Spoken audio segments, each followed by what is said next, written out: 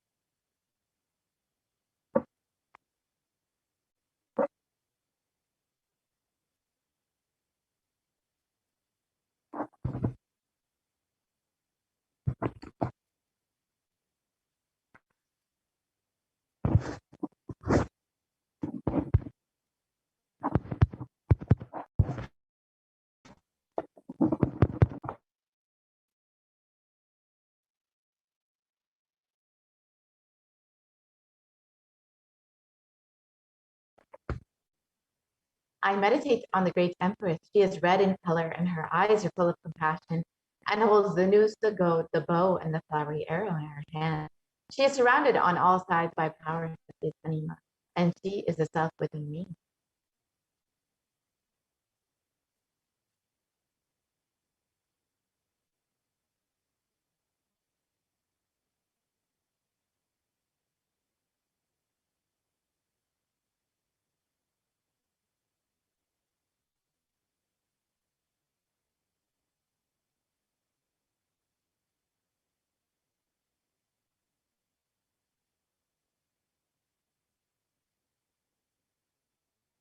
Devi is the ultimate pure feminine consciousness. Parashakti is the cosmic mother. It is her cosmic womb from which billions and billions of universes come out and go in. Source where the Big Bang and black holes go on. Parashakti is the source Shakti, source energy, source power, from which all of us came, in which all of us are even now, in which all of us are going to merge.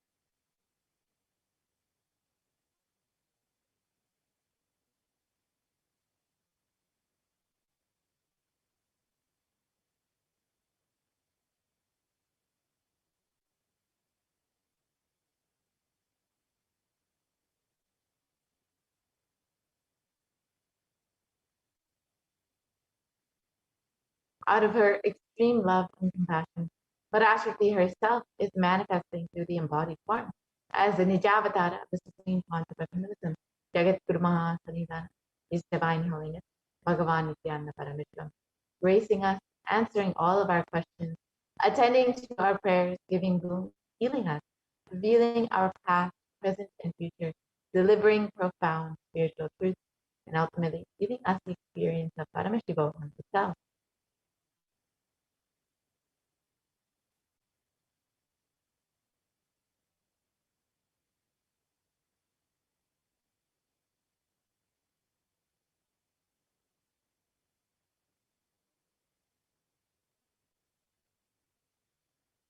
In the words of Devi Parashakti herself, describing herself, raising as Omkara, expressing as the Vedas and Agamas, blossomed as Reemkara, filled as Parashodasi, living in the 40 triangles, the Kailasa Swamini, who is the Kailasa Tripura Chintamani, Parashodasi, sitting as part of Paramashiva, Parameshwari, who rules the world, Paramashakti, Manonmani, Meenakshi, as Nithyananda.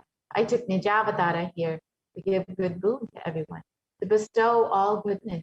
Hiranyagarbhaswarupini, Brahmanda Yoni, Shami, Chandramauli, Napala, Aparna, Uma, Parvati, Savitri, Navayavana, Samrajalakshmi, Parameshwari, Parashodasi, Meenakshi.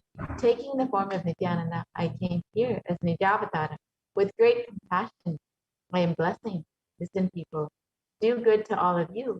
I took the form of Nithyananda and came down as Nijavatara.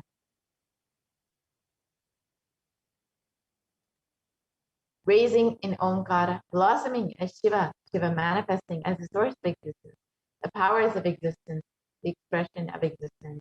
From the oneness of Om, blossoming into two as Prakriti and Purusha, blossoming as three Shaktis, Ichaktiya Jnana, growing as the four Vedas, expanding as the five Panchabhutas, beyond the six chakras, filled as the Gotaras of the seven Rishis, expanding as the eight directions, existing as the nine grahas, blossoming as the 10 Indriyas, being as the 11 Rudras, creating all the world, bringing to life to tell and make truth blossom, and to do good. Parashodasi, Meenakshi, in the form of Nithyananda, I came to bless every one of you.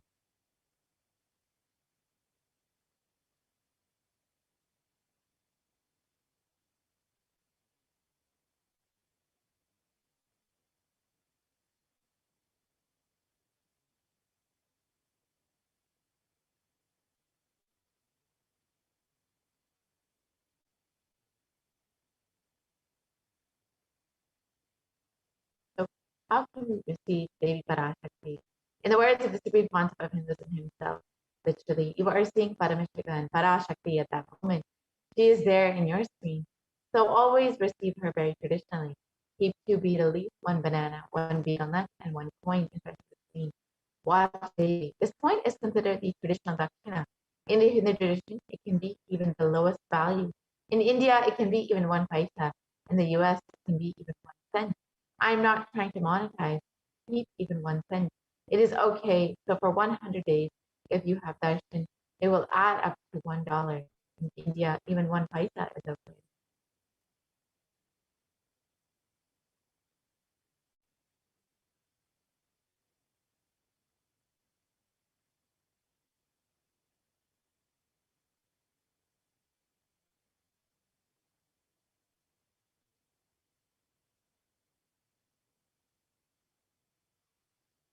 You can offer that to Devi after the darshan is over. Do namaskar and eat the banana, the betel leaf, and betel nut. Take it as prasadam immediately. Collect those coins and send them to the LA temple. This betel leaf, betel nut may look too small, but in a few days you will see how much it adds to your sentiment that really she is there. You will not take the Devi darshan for granted. Rituals will break your monotonous, unconscious mentality and lifestyle and remind you and raise you to the powerful cognition. It will break your unconscious behavior. Now, how can we set up our download? You can keep 2 betel leaves, 1 banana, 1 betel nut, and 1 coin, and put that on a plate and offer it to Devi every time you have darshan. You will see with this one small gesture how much your relationship, your connection to Devi Parashakti grows. Now, with this, we'll be entering into the next segment. As we all know, Devi Parashakti has been continuously revealing sacred secrets of the universe and about giving us guidance, advice, and now in this segment, we'll be understanding what Devi Parashakti has revealed about the sacred secrets of new birth.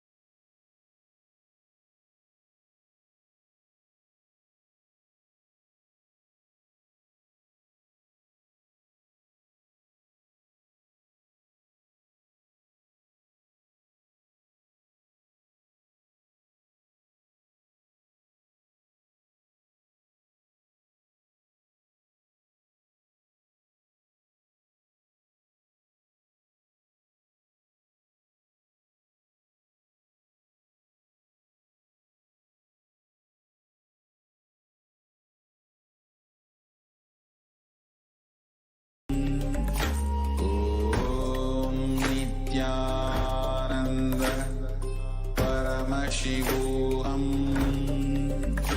Om Nithyananda Paramashivoham.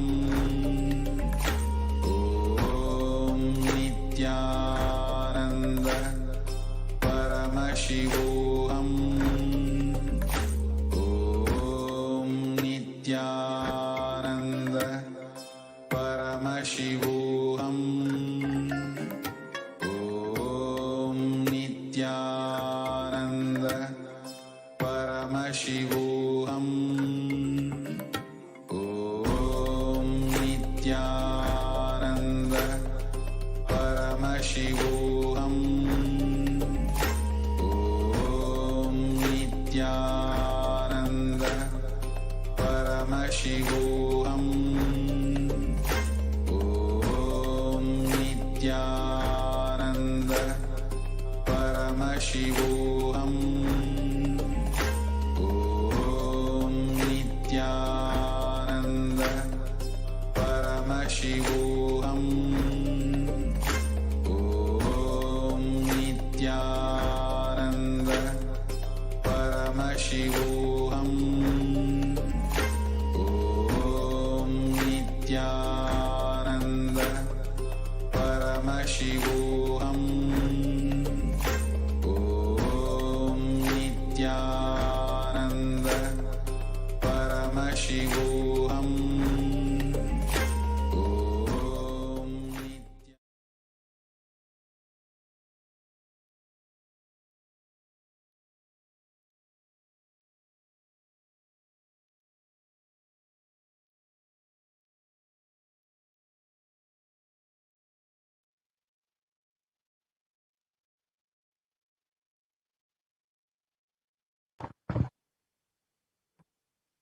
First, let us watch what Devi Parashakti has revealed as these sacred secrets of new birth.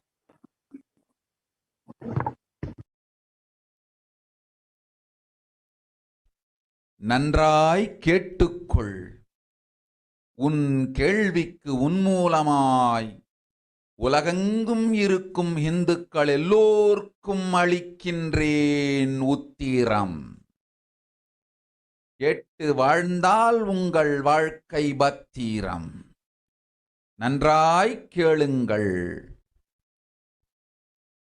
பிறப்பின் ரகசியத்தை பிறப்பிலா பெருமை உடைய பரமேஸ்வரி சொல்லுகின்றேன் கேளுங்கள்.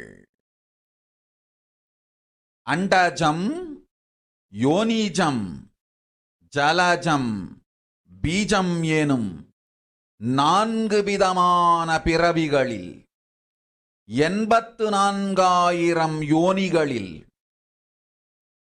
பிறக்கும் பிறப்புகளிலேயே பெருமை வாய்ந்ததும் உத்தமமானதும் மனிதப் பிறவி. அந்த மனிதப் பிறவியிலும் பலமுறை பிறந்து உழன்று அரசியல், பொருளாதாரம், சுகபோகம், தர்மம், அர்த்தம், காமம் எனும் ஆசைகள், துக்கங்கள், அச்சங்கள் அனைத்திலும் அழன்று உழன்று இனி வேண்டாம் இப்பிறவி, வேண்டுவது மோட்சமே என்று முடிவெடுத்தோர்க்கு மட்டுமே ஹிந்து மத யோனிஜம், ஹிந்து பெற்றோர்க்கு பிறந்திடும் சனாதன ஹிந்து தர்ம யோனிஜம். மனித பிறவி உத்தமம், சனாதன ஹிந்து தர்ம மனித பிறவி உத்தமோத்தமம். இந்த உத்தமோத்தம பிறவி எடுத்த எல்லோருக்கும் ஜீவன் முக்த விஞ்ஞானத்தையும் சனாதன தர்மத்தையும் காக்கின்ற கடமையும் உண்டு.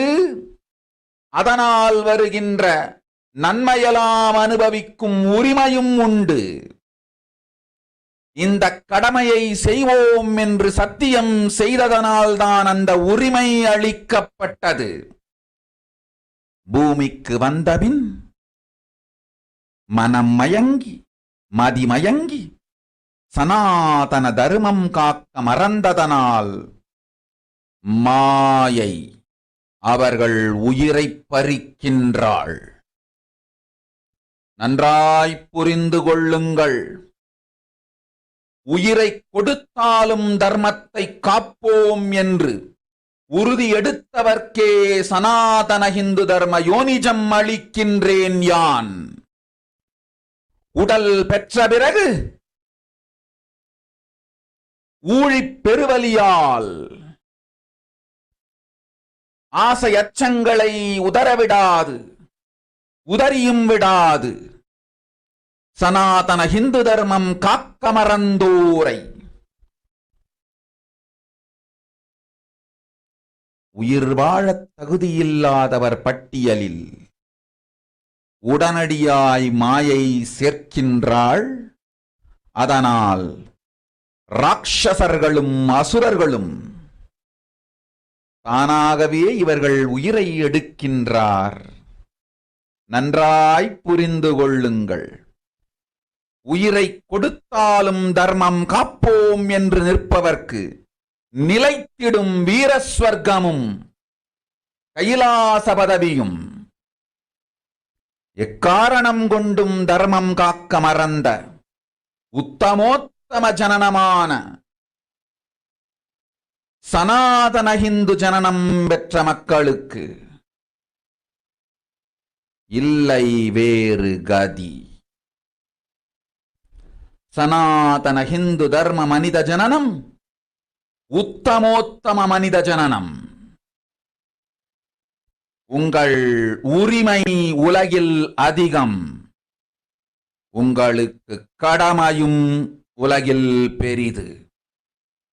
தர்மம் காத்தலே கடமை, தர்மம் காக்க காக்காதார்க்கு உயிர் வாழும் உரிமை இல்லை.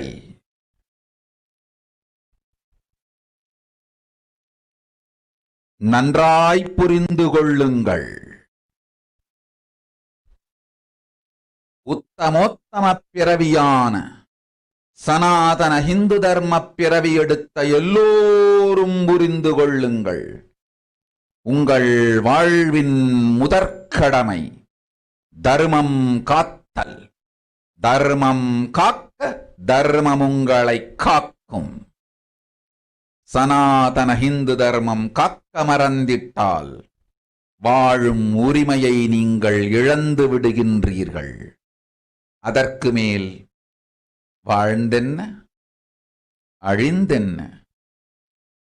பூமிக்கு பாரம் குறையட்டும் என்று அசுரர்களும் ராட்சதர்களும் உங்களை உண்டு தீர்க்கின்றார்கள். அதையும் மாயை கண்டு சும்மாவிருப்பாள். பிரபஞ்ச ரகசியத்தை, பிறவியின் ரகசியத்தை உலகிற்கெல்லாம் உத்தரமாய்ச் சொல்லிவிட்டேன். புரிந்து வாழ்வில் நடந்து உயிரை பத்திரமாய் பார்த்துக் கொள்ளுங்கள். அன்னை சொல்லும் அருள் சத்தியம் இது. ஓம் ஓம் ஓம்.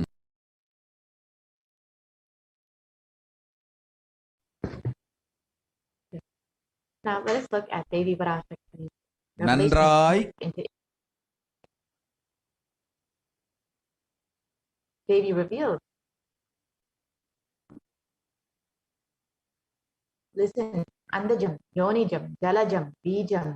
Like this, in 4 types of birth, in 84 lakh yonis, in all of these births, the most greatest birth of them all is the human birth.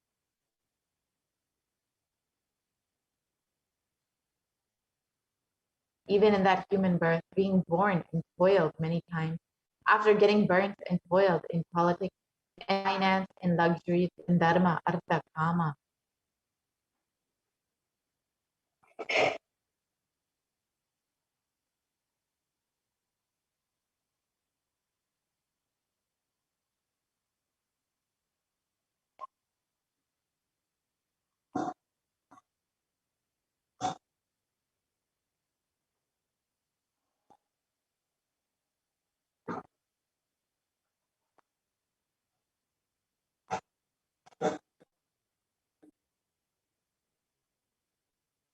And those who decide of not wanting this birth, wanting only moksha, only those will have Hindu dharma yonikam, the Sanatana Hindu dharma yonikam, of being born to Hindu parents.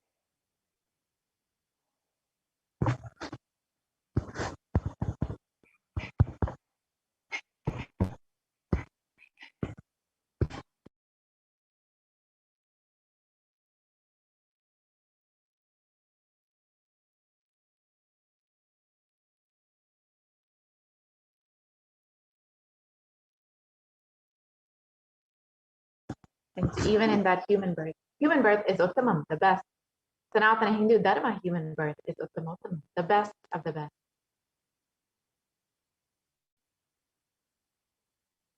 One who took this Uttamottama birth has the responsibility of protecting the science, enlightenment, and Sanatana Dharma.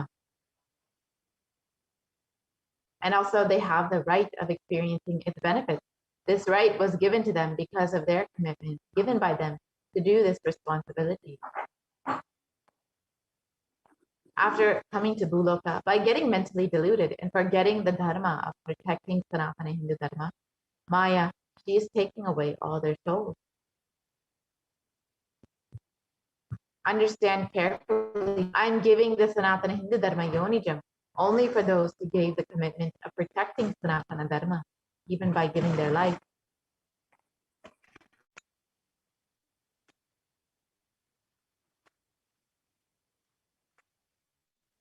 After getting the body, because of delusion, not dropping fear and greed, for those who forgot to protect that Sanatana Hindu Dharma, Maya, she will immediately add them all to the list of those who are not worthy of living. Therefore, Rakshasas and Asuras will automatically take away all their are taking away their life. Understand properly, for those who stand that even by giving their life, they will protect Dharma, will permanently lead us Svarga and Kailasa Padavi.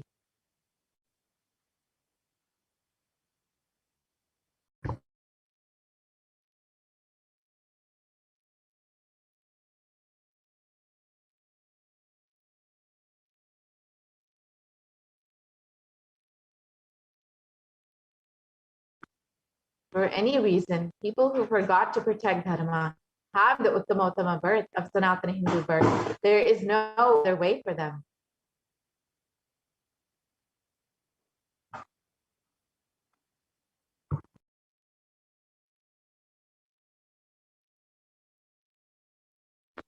Sanatana Hindu Dharma, human birth, is Uttamottama human birth.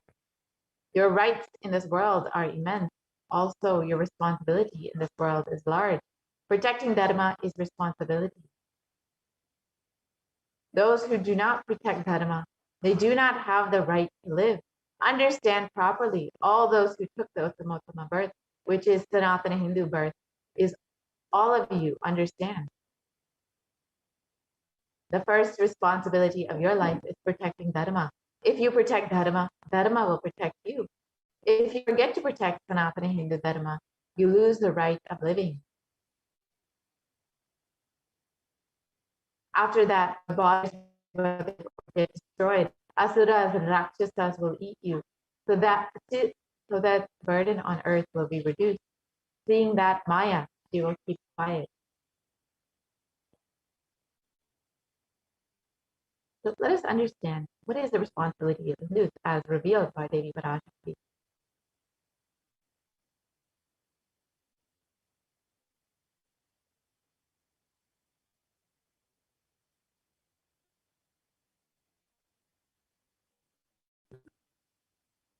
Hinduism represents the world's most ancient yet progressive indigenous spiritual tradition. It is an open framework model of civilization that stands for global peace, vegetarianism, non-violence, yoga, worship of nature, temple-based living, manifesting spiritual powers, and the inherent divinity of every being.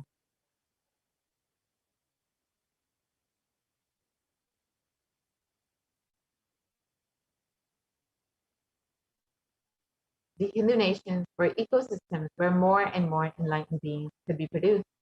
That enlightened civilization could be kept alive, and its great gifts shared with the world.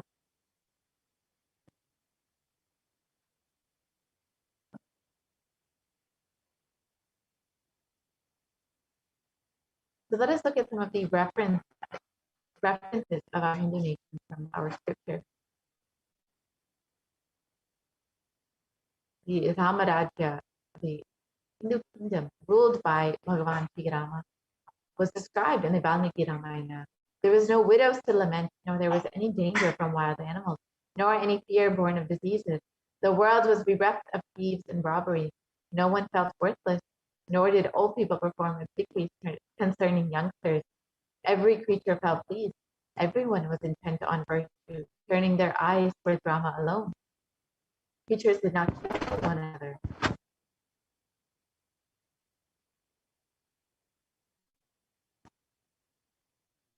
And the description continues on.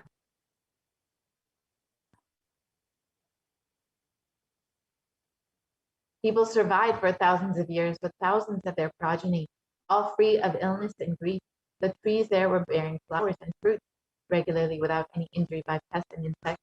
The clouds were raining in time, and the wind was delightful to the touch. Every caste was performing their own duties, satisfied on work and bereft of any grief. People were intent on virtue and lived without telling lies. All the people were endowed with excellent characteristics. All were engaged in virtue. Another description of one of the ancient Hindu kingdoms, the Hastinapur kingdom, ruled by Yudhishthira, was described in the Srimad Mahabharata. Devas granted rains to fulfill all wants. The world became free of all diseases. There was no hunger or thirst anywhere. There was no mental suffering. Those without livelihood were given livelihood, and there was abundance all around. There was no worldly worries left for anyone, and there was no cause for fear either. Happiness on earth was in fact even greater than in the heavens. And the Hindu nations had so much to contribute in every single field, whether it's the field of enlightenment, health, medicine, art, science, technology, aviation, dance and music, clothes and jewelry, social systems, judicial systems, political systems, legal systems. Hindu nations contributed in every field and gave breakthroughs in every field. So over the course of 1,000 years, our Hindu nations were destroyed due to various invasions and attacks by outsiders. Let us look at this three-phase attack and destruction of the Hindu civilization. The first phase were the Islamic invasions between 800 and 1700 AD. This was the physical destruction of the Hindu civilization. And Wilderand, a famous historian, has described that the Mohammedan conquest of India is probably the bloodiest story in history. The Islamic historians and scholars have recorded with great glee and pride the slaughters of Hindus, forced conversions, abduction of Hindu women and children to slave markets, the destruction of temples carried out by the warriors of Islam during 800 to 1700 AD. Millions of Hindus were converted to Islam by sword, and during this period, and millions more were raped and murdered and dismembered.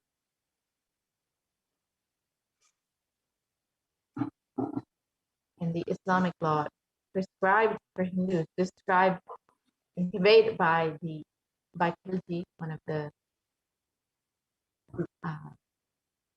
invaders, has described that Hindus are like mud.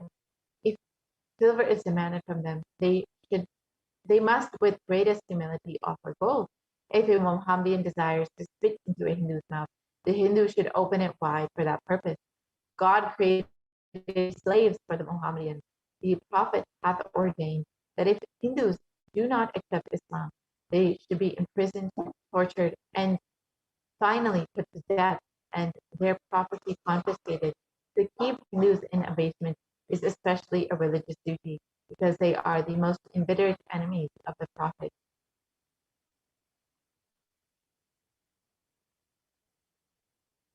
And during the Islamic invasions, over 200 million Hindus were slaughtered by Muslim invaders. Over 100,000 temples were destroyed, and over 1 million deities and sculptures were destroyed. And the description of these invaders, the conquering enemies burnt villages and devastated the land, plundered people's wealth. We can go back to the previous slide, please.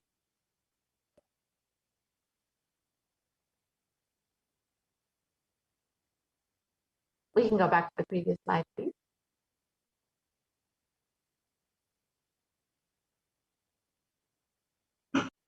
Yes, and the description of this invasion, the conquering enemies burned village, devastated the land, plundered people's wealth, took Brahmins and children and women of all classes captive, tied them with thongs of raw hide, carried a moving prison with them, and converted the prisoners into obsequious Turks. You can see how barbaric and brutal the Islamic invasions were. Next came the British occupation, next phase of the destruction of our Hindu civilization. This was between 1700 and 1947 AD till Indian independence. This was the economic and psychological destruction of the Hindu civilization. Wilderand again has described, I have seen a great people starving to death before my eyes.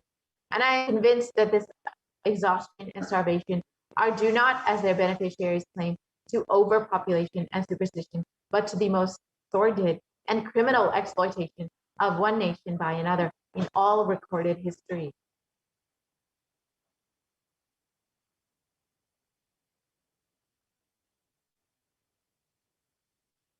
And the British Empire used all possible means to destroy Hindu civil and cultural institutions in order to delegitimize and demoralize the indigenous people of India so that they would become slaves in their own homeland. This included discriminatory laws to instill feelings of racial inferiority, engineering artificial famines to starve natives into submission, annexing Hindu kingdoms to undermine the Hindu rule, mistranslating Hindu scriptures to instill anti-Hindu narratives, destroying the indigenous Gurukul education, which was the backbone of the Hindu civilization, destroying the local industries and forcing importation of British goods, and banning Indians from owning any firearms or producing any firearms.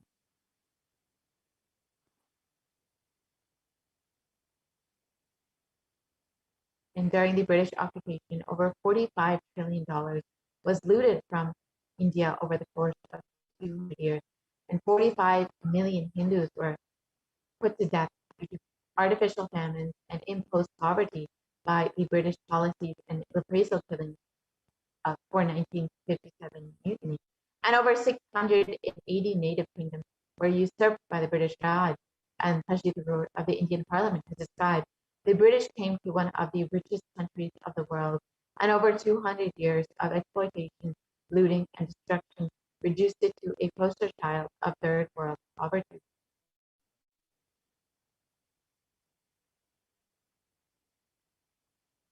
The next phase of the destruction of the Hindu civilization came with the secularization of India.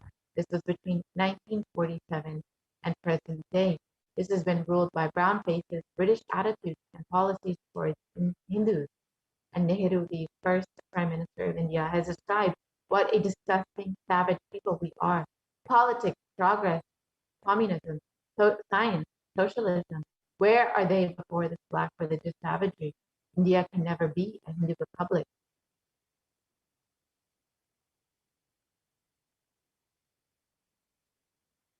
And B.R. Ambedkar, India's first law minister and the principal architect of the Indian Constitution, has described, if Hindu Raj does become a fact, it will no doubt be the greatest calamity for this country. No matter what Hindus say, Hinduism is a menace to liberty, equality, and fraternity. It is incompatible with democracy. Hindu Raj must be prevented at any cost. So these are two of the first leaders of the so-called secular India. But clearly they had a very anti-Hindu agenda.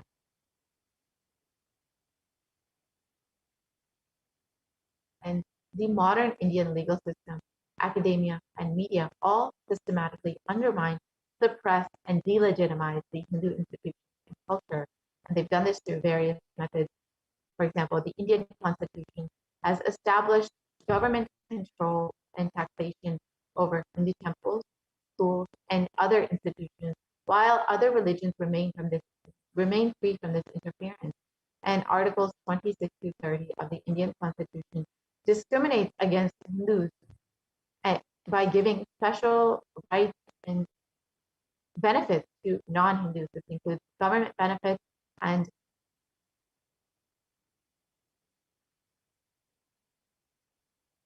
scholarships. And the Hindu kingdoms and governance has been abolished in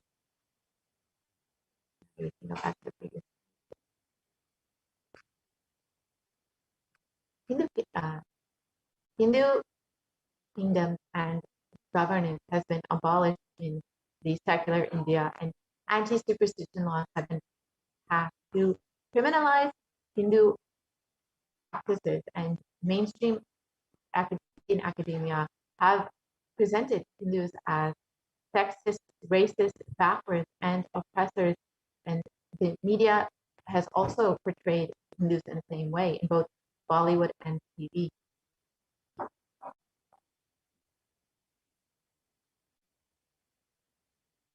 And media narratives have been used to stereotype and demoralize Hindus.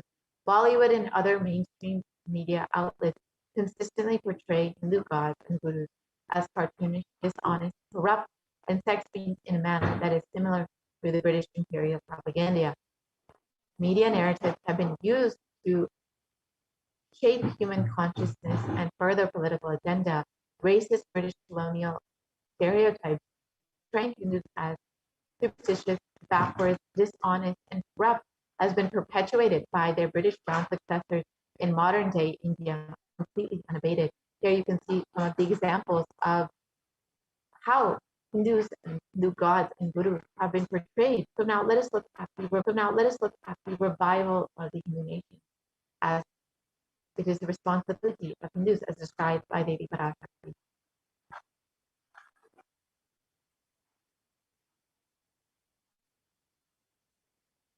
The Supreme Pontiff of Hinduism has described the vision for the Hindu civilization. During the time of the Mahabharata, we Hindus had 56 deshas, 200 states, 1700 samsthanas, and 10,000 sampradayas. In all 56, we Hindus are persecuted. Now we have lost all 56. The last to fall was Nepal. I am the collective voice of all the persecuted Hindus. I will revive and rebuild a Hindu nation built on the Vedagamic principles as a refuge for all the practicing and aspiring Hindus, as a safe haven for all the persecuted Hindus.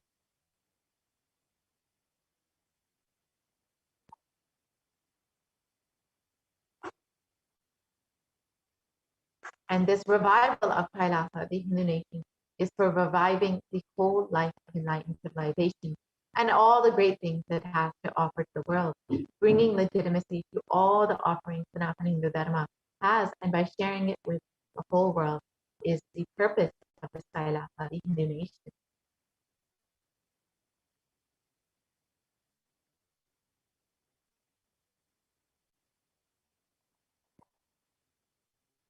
And Kailasa is the revival of the cosmic constitution. Kailasa is the model nation of how enlightened civilization should be living and administered.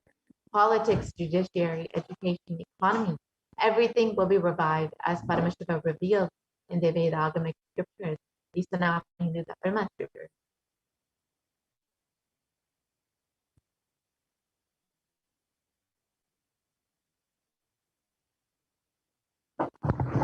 Being one of the most persecuted civilizations, Hinduism is on the brink of extinction, such that the next generation may know about Hinduism only through our history books. So what can we do to stand up for our Hindu civilization and all that it has offered to the world?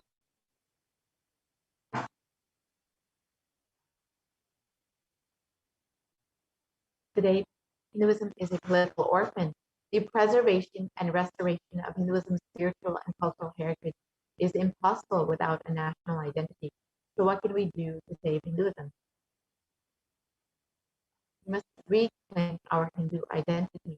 As Devi Parashakti has revealed, after coming to Loka, we have forgotten the commitment that we have given to protect Sanatana Hindu Dharma due to Maya and delusion. It is now time to reclaim our Hindu identity.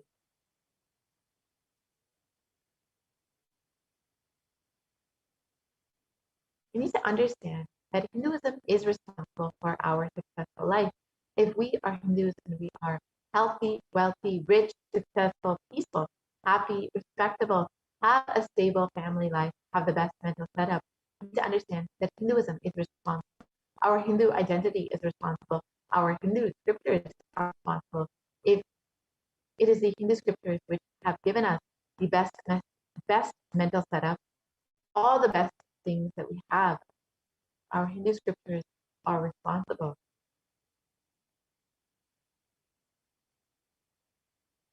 And Hindus are amongst the most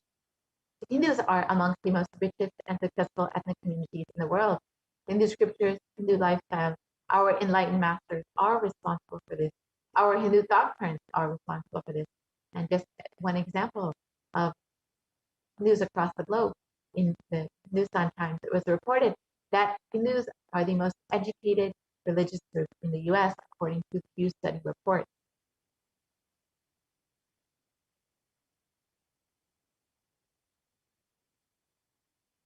So it is now time to reclaim our Hindu identity. It is not just the anti-Hindu elements being active. It is the responsible Hindus being inactive that is responsible for this whole destruction of Hinduism. So let us now take responsibility for Hinduism and all the Hindus all over the world reclaim our Hindu identity. As Devi revealed, this is the commitment that we have given when we were given the Uttamottama Sanatana Hindu birth.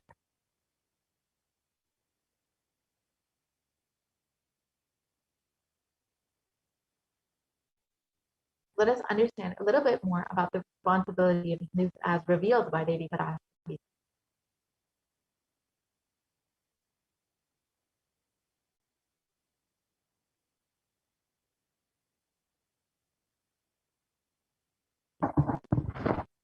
It is the responsibility of Hindus to revive this enlightened civilization again and again and give all the gifts of the enlightened civilization to humanity. The revival of the enlightened civilization, the Kailasa, the Hindu nation, is the survival need of humanity.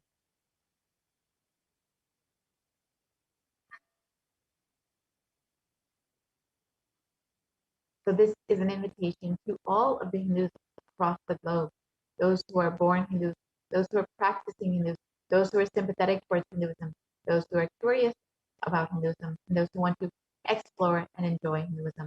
Please come and become a part of this revival of Kailasa, the only Hindu nation.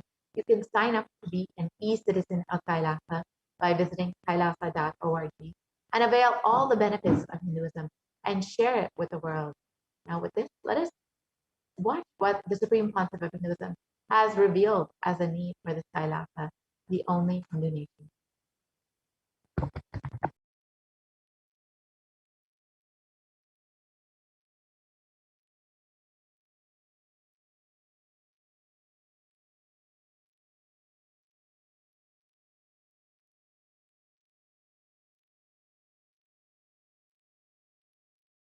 Contribution. Hinduism, Veda Agamas have great things to contribute to the world. Like the great power manifestation science, the ancient culture and arts, the ancient lifestyle truths, the ancient medical practices and medicinal knowledge, the ancient indigenous cultural heritage and jewelry, perfume, dance, music. In every level, Hinduism has so much to contribute. Veda Agamic traditions have so much to contribute. To share all this with the world, to contribute to the world.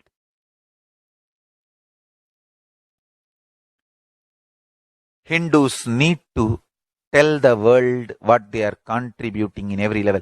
The brand of Hinduism itself is enriching and empowering and enlightening. Hinduism is all about enlightening the world. Empowering, enlightening, enriching the world. Contributing.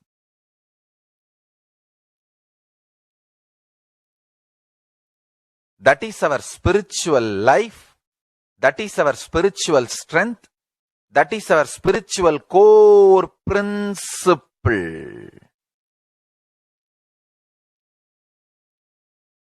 O humanity, I request you with folded hands, some one corner of the world, if you just give me few hundred acres, I will keep this whole science alive. Leave it for the whole humanity freely. Fortunately, Paramashiva has given me the power to decode all this Hindu medicinal system, Hindu judiciary system, Hindu social law and order system, Hindu power manifestation system, Hindu mental sciences system, Hindu yogic sciences, the sciences of Hindu biology, Hindu physics, Hindu psychology, Hindu physiology, Hindu chemistry, all this Paramashiva has given me the power to decode. Whatever the remaining scriptures are available with the humanity, Paramashiva has blessed me and I have collected Not only I have collected and organized, I can decode. This whole science can be kept alive in any one corner of the world. Just few hundred acres are given for me to live peacefully and exist peacefully. I can store this whole thing alive and contribute it to humanity.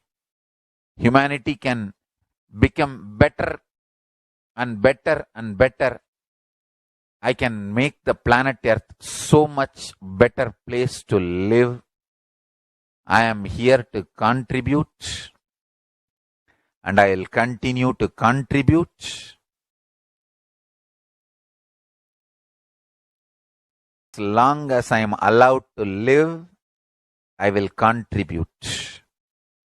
I have collected all the remaining available scriptures, maybe 2 crore books. 2 crore means 20 million, I think, books on Hindu physics, Hindu chemistry, Hindu biology, Hindu physiology, Hindu psychology, Hindu law and order, Hindu social system, the power manifestation sciences of Hinduism, yogic sciences of Hinduism. I have collected, and Paramashiva has given me the blessings and power to decode. I have decoded and continuing to decode them.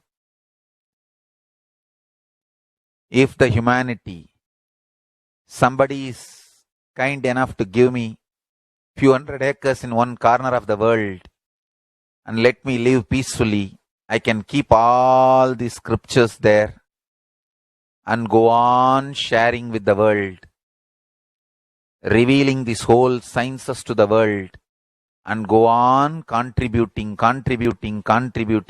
I don't need anything other than 1 cup of curd rice every day. That's all.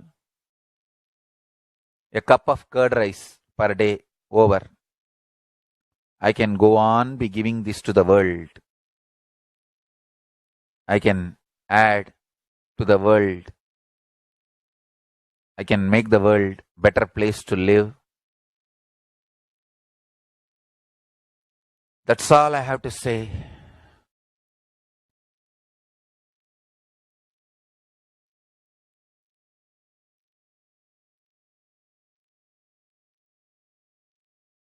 Thousands of medicines are described detail in ancient Siddha and Ayurvedic scriptures. Paramashiva has given me the power to decode them, read them, and properly translate and map them to the modern day human language. And I am ready to work 20 hours a day. I just need few hundred acres where I can sit peacefully and keep this library, run a Gurukul where thousands of people can learn this and share it with the world, understand.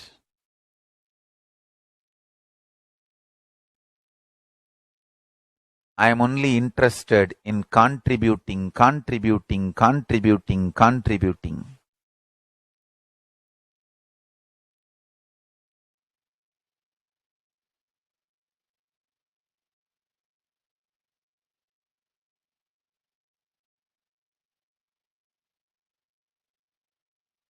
If we can decode all this great knowledge, whole world can prosper from this knowledge. Whole world can enjoy from this knowledge. If I prosper, I will only create a university. I will not create anything else. If the Hindus prosper, they will only create education institutions. Because Hinduism is all about giving, contributing. If I prosper, I'll create university, that's all. Kailasa is all about university to decode the ancient sciences and share with the world. Understand? Every day I am sitting and going on decoding, writing notes on my books and writing details on my books. Whether it is making human beings manifest powers, and I have also now started downloading and decoding the science of making animals manifest powers. Whether making people manifest powers or healing,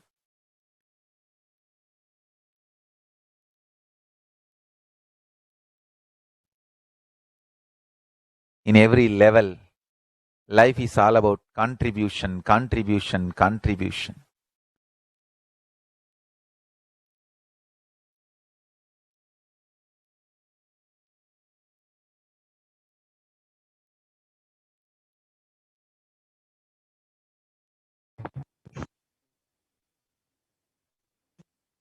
Now that we have understood what is the need for the Kailasa, the only illumination, you would like to become a part of the survival, you can sign up to be an e-citizen at Kailasa by visiting Kailasa.org and becoming an e-Kailashian. And you can share this with all of your friends and family and invite them to also be an e-Kailashian and be a part of the survival of Kailasa. Now with this, we will be concluding this portion of the program. We'll be entering into the next segment where we will understand some of the offerings that we can make to Devi Parashakti.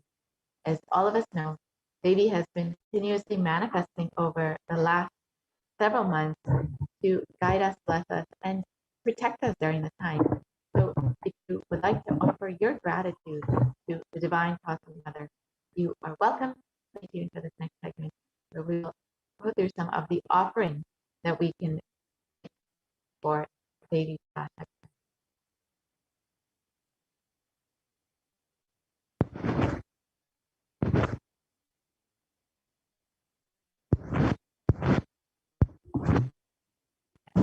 And most recently, Devi revealed in one Akashic reading that when you are having the intention to make an offering, when you even have the intention, it is because the divine has given you that blessing. Devi Swamiji has given you that intention to even make an offering. And you will only be given that intention when the divine, when Devi, when Swamiji are ready to shower upon you, to shower their great love and blessings upon you. So now, if you're having this intention to make an offering, you should celebrate this intention, and you can stay tuned for this next segment and understand how to make your offering.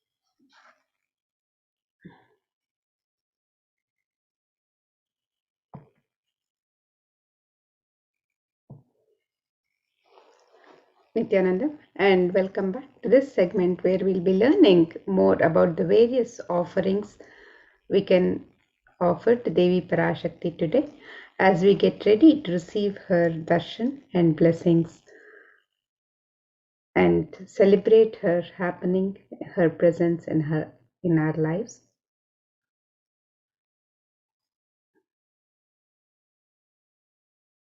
And in the Hindu tradition, the offerings are a pure gift of love, devotion, and oneness, and it consists of the sacred sentiments of the devotee to the divine.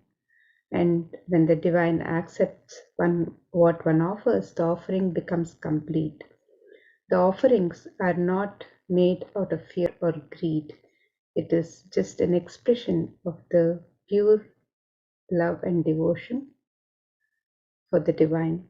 And when an avatar lands, the offerings are purely a part of the grand Leela played out only for the purpose of enlightenment.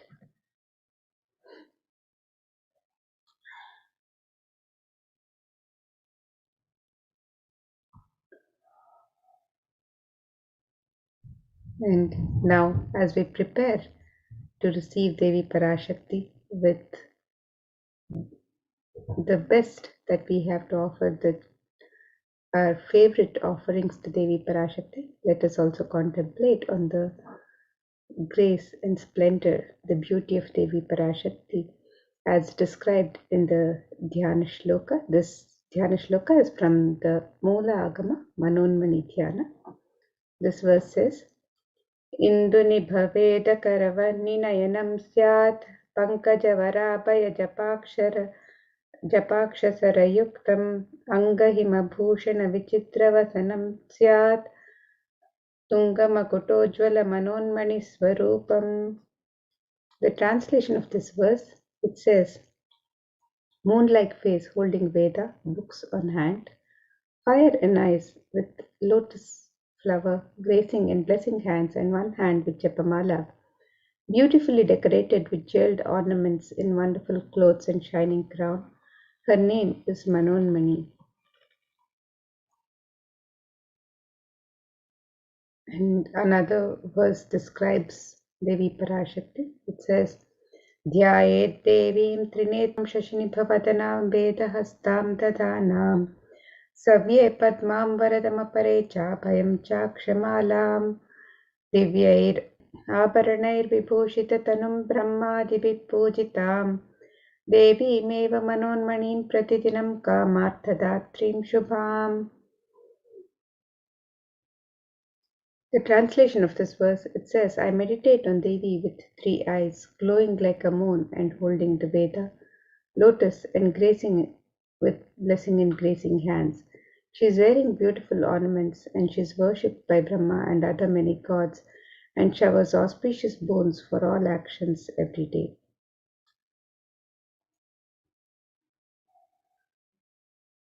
And in the Hindu tradition, the sacred element of gold is used in abundance in the various rituals and offerings to the divine in the temple rituals and items of worship. So let us look at the significance of this divine element of gold in the worship of the divine. And this verse from the Atharva Veda describes one of the many significance of gold. I'll be chanting this verse from Atharva Veda now. Tredajatam janmanedam hiranyam agnirekam priyatamam babhuva somasyaikyam insitasya parapatata apamekam veda samreta ahutatte hiranyam trividastvai vishe. The translation of this verse, it says, triply born by birth is this gold from the atoms of Agni is one. It becomes dearest to Agni. One fell away from the Soma when it was hurt. One they call the seed of virtuous and powerful Apa, the watery molecules. Let that triple gold be for your long life. Gold is a divine element in the Hindu tradition. It purifies anything it touches. It is an element of great spiritual significance and spiritual power of healing and enlightenment. The vibration of gold has the power to infuse sattva energy and positive thought currents in anyone who wears and in anyone who sees or operates in its vicinity. Gold is present in all the scriptures, the Agamas, the Vedas, Shrutis, Smritis, Itihasas, Puranas. In all the Hindu scriptures, it is abundantly displayed that gold is the most auspicious and purest metal which purifies our being. In the Hindu civilization, everything was built in gold, exchanged in gold. Ritual fees were offered in gold bricks. When one was to be saved from life-threatening illnesses, gold was offered as a ritual fee. Gold was in abundance and used for weighing equivalent amounts of commodities, including cows. Kingdoms were built with huge stores of gold. The streets would have huge columns and huge archways made of gold. Horses and cows were dressed in gold. Hindu civilization thrived on the banks of rivers of gold. The Indus River was called Hiranyamaya, the river of gold in Rigveda. The river Saraswati was called Hiranyavartini in Atharva Veda. Gold is the supreme element for offering gifts to the ones you love and revere.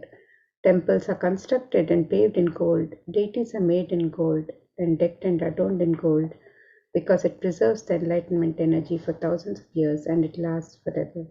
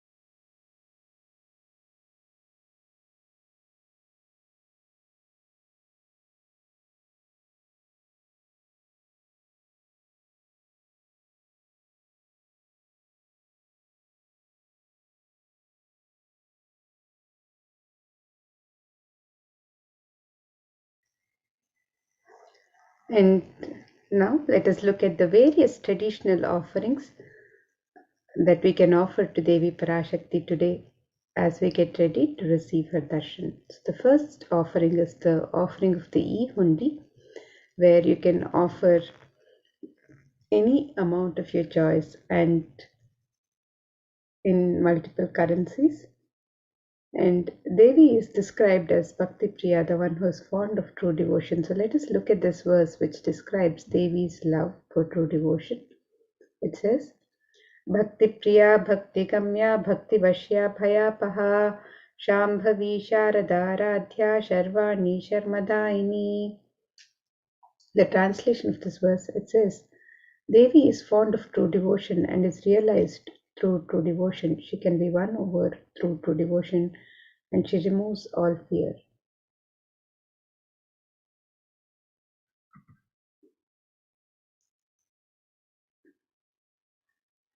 If there's any fear in the minds of devotees, Devi is sure to remove that fear. It is stated that Devi likes to be worshipped in autumn, and here it is meant the autumn of our lives when our thoughts turn more and more inwards. The role of the divine is known and understood clearly.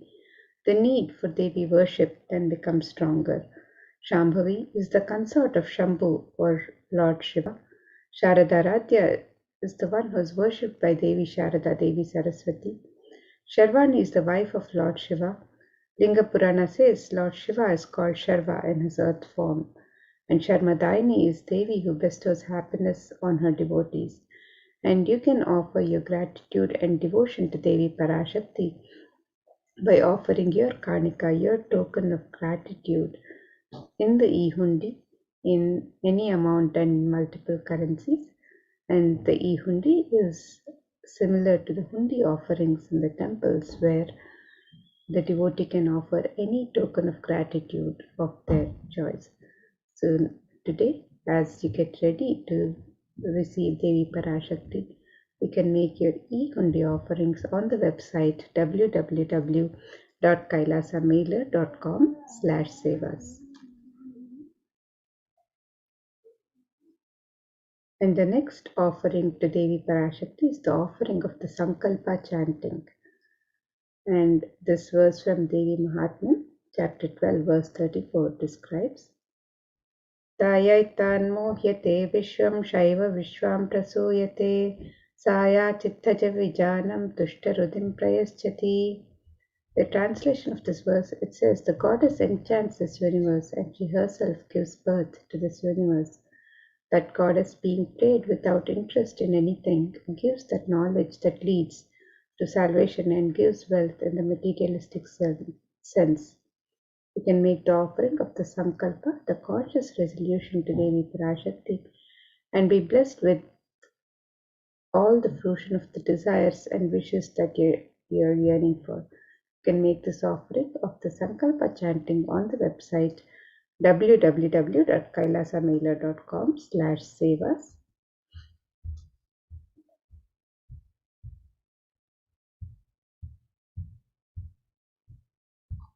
And the next offering to Devi Parashakti is the offering of the Sahasranama Swarnaka. So this is the offering of the pure gold coin inscribed with one of the 1008 sacred names of Devi Parashakti.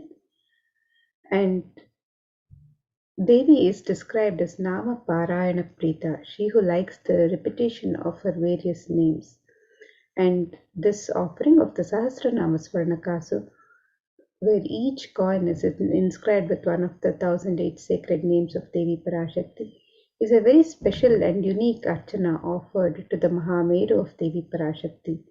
And when you make this offering with each coin inscribed with the 1008 sacred names which describe the Ananta Kalyana Gunas, the very divine qualities of Devi Parashakti, you are blessed to imbibe those very same divine qualities of Devi Parashakti herself.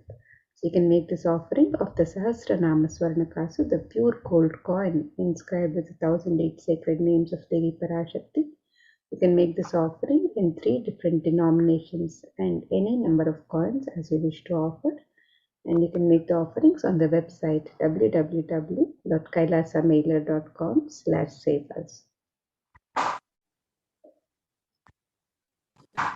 And the next offering that we have is the Mukta Anguti, the finger ring with pearls. And Devi is very well known to be adorned and very fond of pearls. And of course, the pearl represents the compassion of Devi. In this verse, it describes, I bow to the goddess Meenakshi, whose crown has garlands of pearls, and the face shining like a full moon, who wears anklets that are studded with gemstones and has small bells, who is shining like the splendor of the lotus, who grants all the wishes, the daughter of the mountain, who is worshipped by goddesses Vani and Rama. I remain ever bowing to the goddess Meenakshi, the ocean of compassion.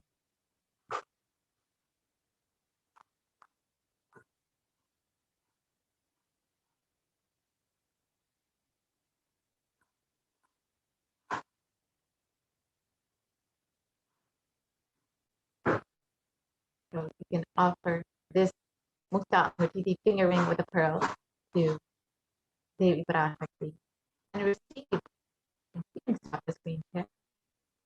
So you can offer this finger ring with to Devi Parashakti and receive the blessings of Devi Parashakti, overflowing compassion and pure love in all of your business endeavors.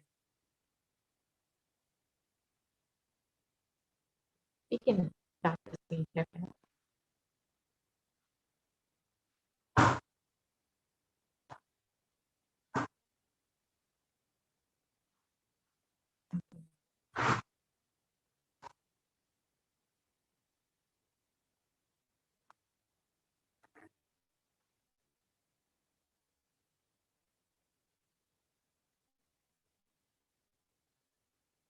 So let's now look at the next offering that we have available.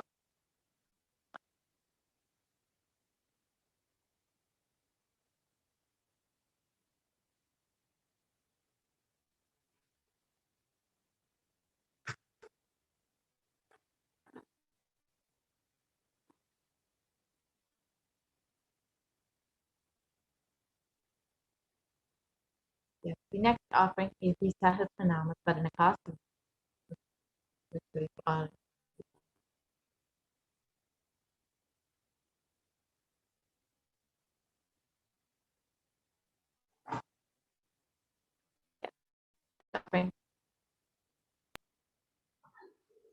Yes, the next offering to Devi Parashakti is the offering of the Swarna Padma Pushpa, the gold lotus flower.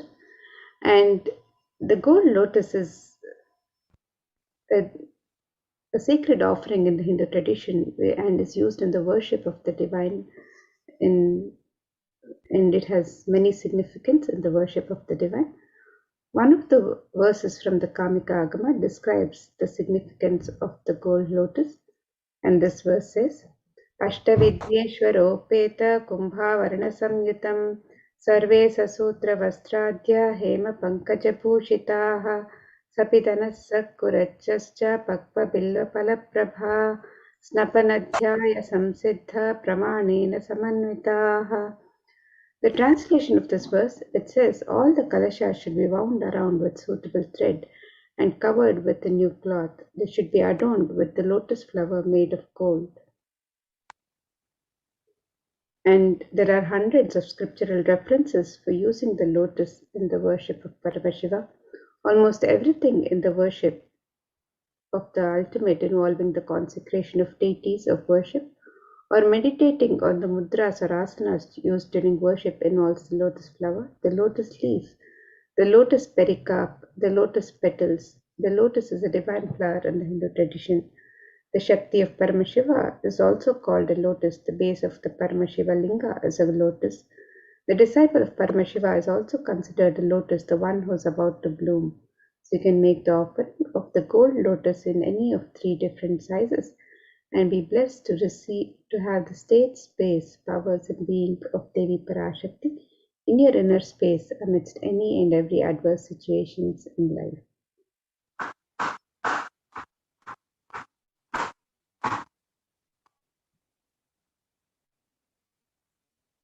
The next offering that we have is the Swarnameti, the gold toe ring.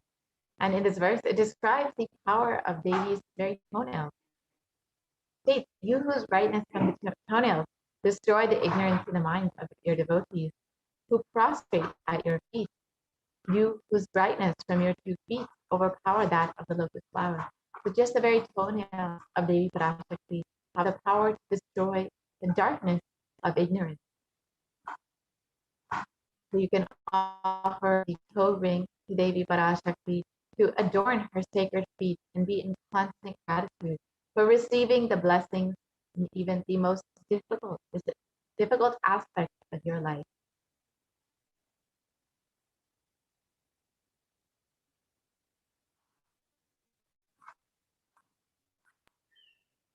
And the next offering to Devi Parashakti is the offering of the Swarna Mangtika, the gold hairline jewelry. And Devi is described as Sudha Sharabi Varshini, she who makes the nectar flow in all our nerves from the Sahasrara, she who gives the very pleasant experience of the ultimate. And the Swarna Mangtika represents the nectar overflowing from the Sahasrara chakra, which is fully opened with the sacred sentiment of gratitude. And you can make the offering of the Swarna Mangtika, the gold hairline jewelry, to Devi Parashakti and receive the blessings of achieving the blissful state of overflowing gratitude and the space of complete completion. And you can make this offering on the website www.kailasamailer.com/sevas.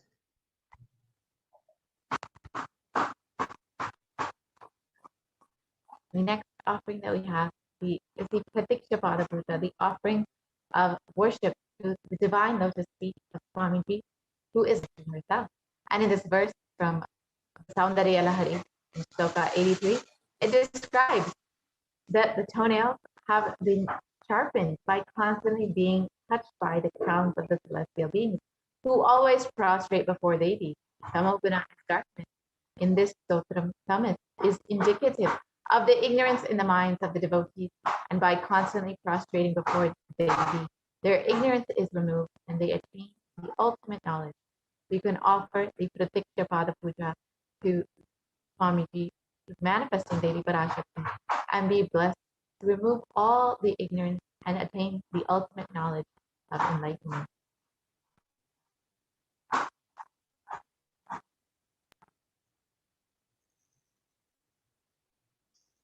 And the next offering to Devi Parashakti is the offering of the Vastra Seva, which is the offering of the sacred cloth to Devi Parashakti, and you can make this offering on the website www.kailasamailer.com/sevas and be blessed with all the auspiciousness and blessings of Devi Parashakti and the Supreme Pontiff of Hinduism, Jagadguru Mahasannidhanam, His Divine Holiness Bhagwan Sri Nithyananda Paramashivam, who is the Nija Avatar of Devi Parashakti herself. You can make this offering on the website www.kailasamailer.com/sevas. So here is the list of all the offerings that you can make. The Ihundi offering, the Sankalpa chanting, Devi Sahasranama Swarnakasa, the Mukta Anguti, the Swarna Padma Pushpa, the Swarnameti, the Swarnamantika, and the Pratiksha Bhaduja and the Vastra Seva. So in order to make your offering, you can visit kailasamailer.com/seva. It's a very simple process. So if you are wanting to make your offering, but you still want some information, or you need some more details, or need some help manifesting this offering, you can fill out the intention form, which we will be projecting to you shortly. And if you are ready to make your offering, we will be going through how to make your offering very shortly. So you can visit kailasamailer.com/sevas in order to make your offering. Fill out your intention and you can make your offering.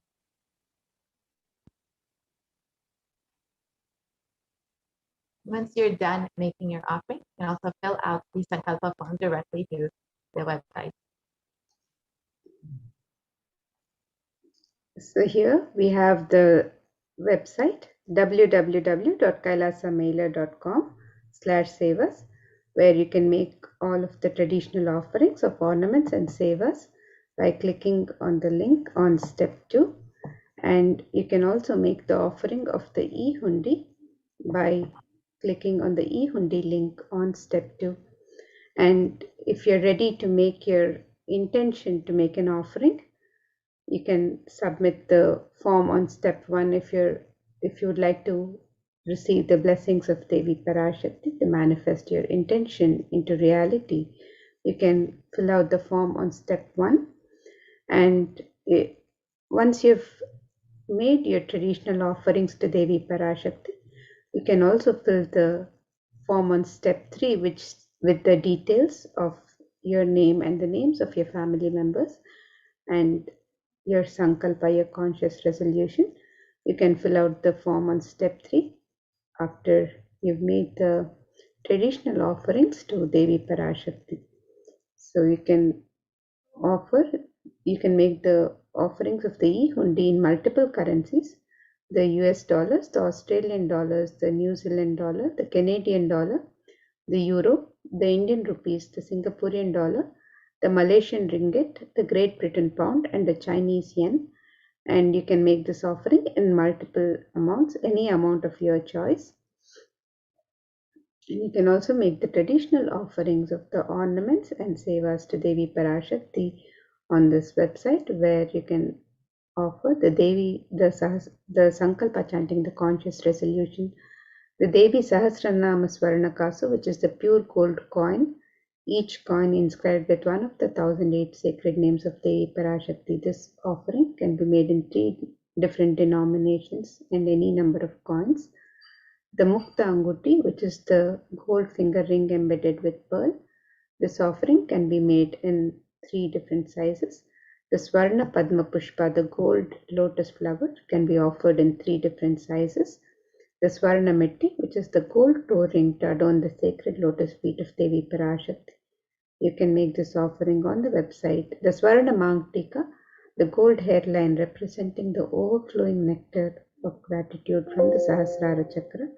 You can make this offering on the website. And you can also make the offering of the Pratyaksha Pada Puja, the Vastra Seva, and any of the traditional offerings to Devi Parashakti. You can make the offerings on the website www.kailasamailer.com/seva. With this, now we'll be moving to the next segment of this program, where we'll be learning more about the various facilities being made available for the care and well-being of humanity through the various de facto spiritual embassies of Kailasa as guided by the Supreme Pontiff of Hinduism himself, and the various contributions of Kailasa, of the Supreme Pontiff of Hinduism, for humanity and to raise humanity, to guide humanity to the next superconscious breakthrough and to guide them through this times of pandemic. So let us look at the various facilities being made available, the many contributions of Kailasas for humanity. Let's now get ready for the next segment and prepare to receive the darshan and blessings of Devi Parashakti.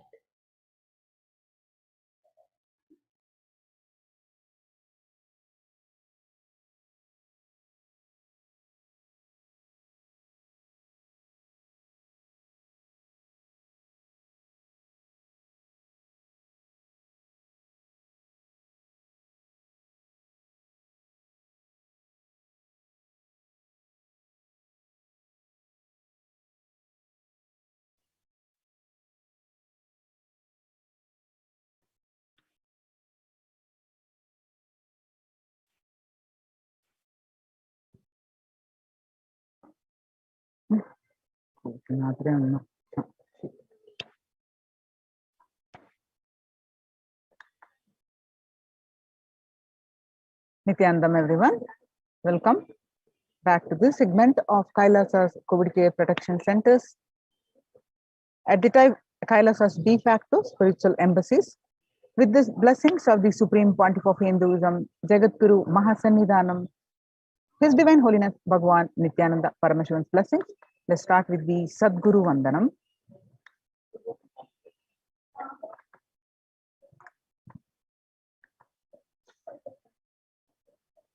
Nithyanandam Paramasugadam Kevalam Jnanamurtim Dvandvatitam Gagana Chadusham Tattvamasya Ekam Nityam Vimalamachalam Sarvadi Sakshibhutam Bhavatitam Triguna Rahitam Sadgurum Tam Namami.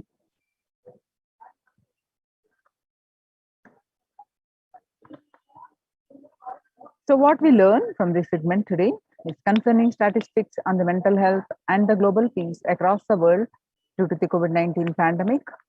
What are the Supreme Pontiff of Hinduism and Kailasa's contributions for global peace? Supreme Pontiff of Hinduism's spiritual solutions for COVID-19, Kailasa's COVID Care Protection Centers, and why temple-based ecosystems. UN recognizes Kailasa's contributions and join Kailasa's COVID Care Protection Centers. The crisis that we are under. Today, people around the world are trying to grapple with the grim reality that the pandemic is far from over. The aftermath of the current calamity promises to be much more devastating. The greatest economics of the world are facing disastrous futures, and countries are facing off each other in deep mistrust. Now let us see some statistics and current news. Record high cases in Australia amid third wave of COVID-19. Australia reported a new record number of coronavirus cases when the country continues to battle the third wave of COVID-19 infections. The World Health Organization makes a big statement about Delta variant of COVID-19.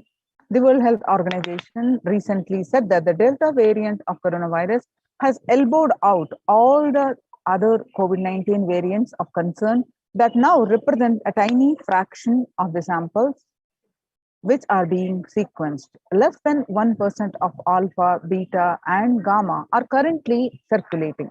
It is really predominantly Delta around the world, said the World Health Organization technical lead on COVID-19, Maria Van Kerkhove. COVID-19 has now killed more Americans than the influenza pandemic of 1918 to 19 did.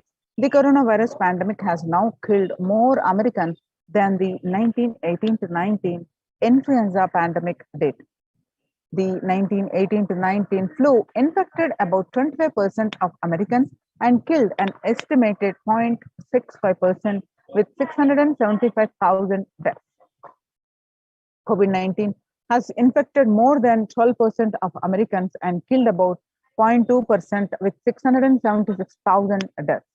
Now that the US death toll from COVID-19 has surpassed 676,000, the coronavirus pandemic has killed more Americans than the 1918 to 19 influenza pandemic did. Axios and the Associated Press both released the grim milestone recently. COVID-19 now killed more Americans than the influenza of 1918 to 19 did. So it is declared as the US deadliest pandemic as the death toll crosses that of 1918 to 19 flu.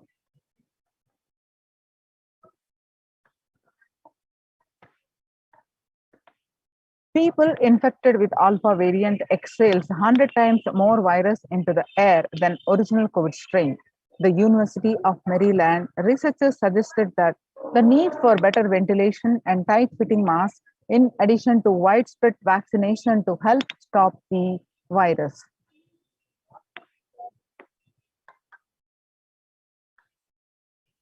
Six-feet distance may not be enough to prevent viral transmission indoors. According to a study, the physical distancing of 2 meters, about 6.5 feet, may not be enough to sufficiently prevent transmission of virus carrying airborne aerosols indoors, according to a study.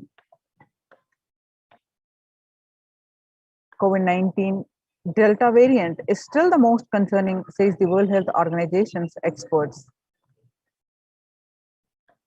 COVID-19 pandemic is nowhere under control in the United States, says the Chief Medical Advisor, Mr. Anthony Fauci. He said, right now, we are still in pandemic mode because we have 160,000 new infections a day. That's not even modestly in good control. In an interview with Axios, the US has reported 40 million cases of COVID-19 since the outbreak of the virus, with over 4 million infections adding up in the past few weeks.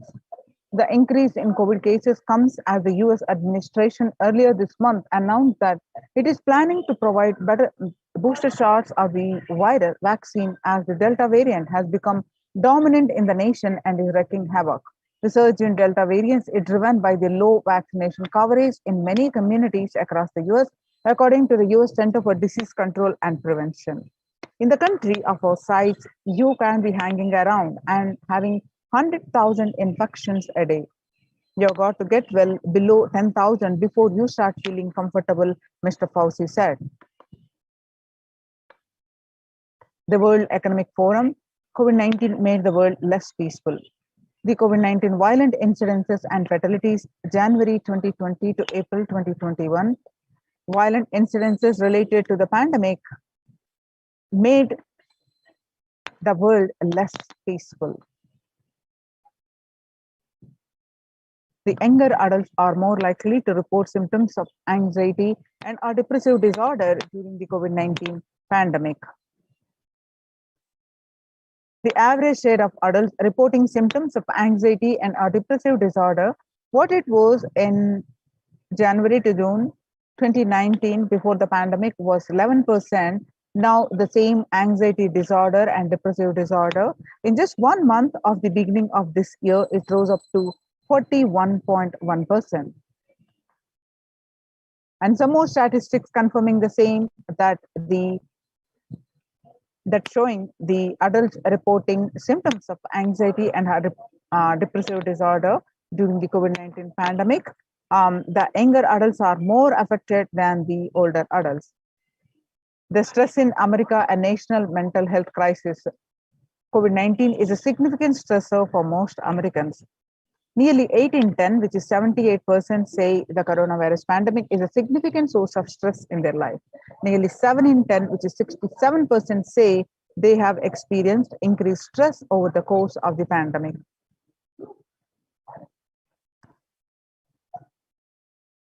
COVID-19 could exacerbate doctors' existing mental health burden. Of the health workers who treated patients during the COVID-19 outbreak, 50% showed signs of depression and 45% showed signs of anxiety, according to preliminary research. Self-reported mental health among pregnant women and new mothers. Before the COVID-19 pandemic, depression was 15%, and now during the pandemic, it rose up to 40.7%. And anxiety was 29% before the pandemic, and now it rose up to 72% during the pandemic. Now, living under stay-at-home orders, 8 in 10 students are struggling with focus on school or work and avoiding distractions. And 55% of all students do not know where to go for help for their mental health. Understanding the pandemic's impact on working women. Nearly 82% of the women surveyed said their lives are being negatively disrupted by the pandemic. And nearly 70% of the women who have experienced these disruptions are concerned their career growth may be limited as a result. The global economic outlook during the pandemic. The pandemic is expected to plunge most countries into recession in 2020, with per capita income contracting the largest fraction of countries globally since 1817. International Labour Organization. COVID-19 is a threat to peace building in conflict-affected nations. COVID-19 crisis has worsened already fragile situations. The ILO is more aware than ever of its responsibility to promote peace and resilience in the time of this global pandemic. In India, the Mumbai mayor says the third wave is already here. And the city mayor has said that the third wave of COVID is already upon Mumbai, pointing to a sudden spike in cases that the third wave of COVID-19 is not coming, it's already here. Said Kishori Padnekar, adding to an announcement regarding the matter, they have already been made in Nagpur. And breakthrough infections found in 25% of the health staff. A little over 25% of health workers were infected with coronavirus despite getting fully vaccinated. A recent study has revealed, giving an insight on the breakthrough infection due to the Delta variant. This study is jointly conducted by the Institute of Genomics and Integrative Biology. The maximum hospitals in Delhi NCR found that the vaccination breakthroughs were far more common during the Delta outbreak in Delhi than previously reported.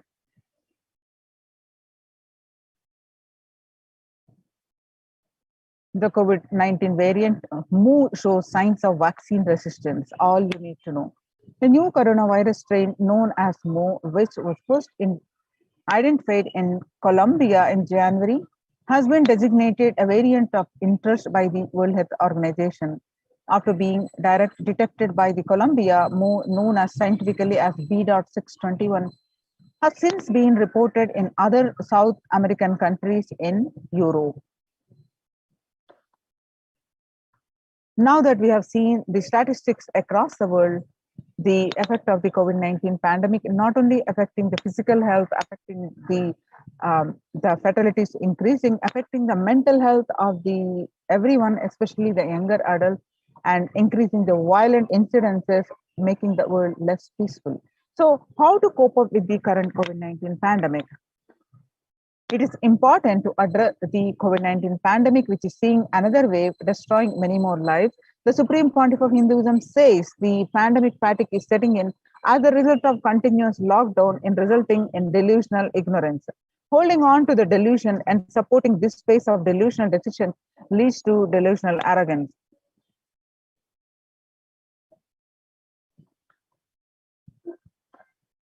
The global COVID virus pandemic has left the whole world desperately looking for answers. Life as it had been experienced even back in February 2020 is no longer recognizable. Drastic change is the order of the day, with people having to redefine their world with new paradigms of economy, society, faith, religion, and health.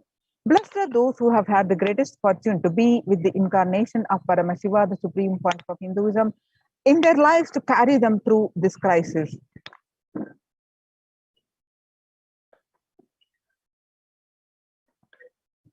Sustainable developmental goals, making peace, with the nature is possible if we start now. Making peace with the nature is possible only if we start now.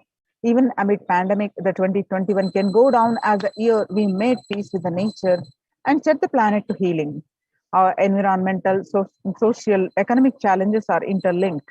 They must be tackled together. For example, we cannot achieve sustainable developmental goals, including ending poverty by 2030, if climate change and ecosystem collapse are undermining food and water supplies in the world's poorest countries.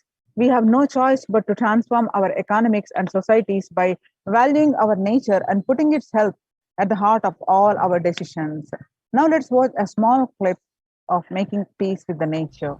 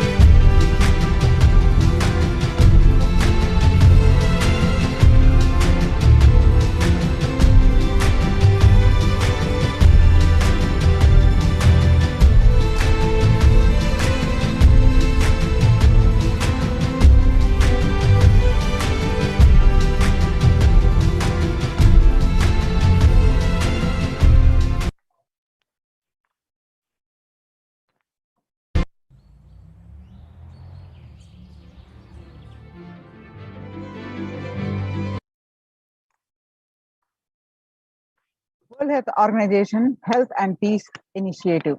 Health and peace are interrelated. In the words of the Director General of World Health Organization, Dr. Tedros, there cannot be health without peace, and there cannot be peace without health.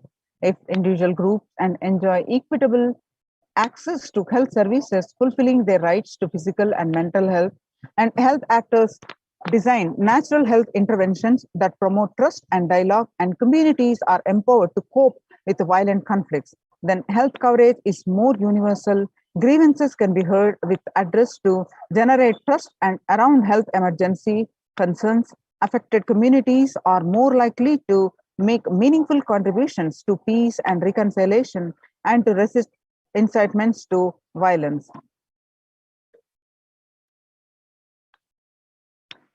Amid COVID, we need enhanced international coordination to build peace. Tackling the pandemic and building resilience in fragile states requires concerted international action at local, national, and global levels.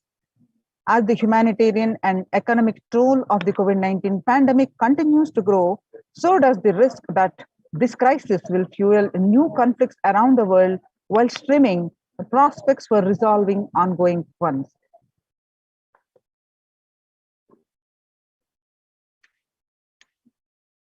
Stronger health systems and universal health coverage must be a priority. Remarks to the General Assembly special session in response to the COVID-19 pandemic. For the first time since 1945, the entire world is confronted by the common threat, regardless of nationality, ethnicity, or faith. A new social contract between people, governments, private sector, civil society, and more can tackle the roots of inequality with faith taxation on income and wealth, universal benefits, and opportunities for all.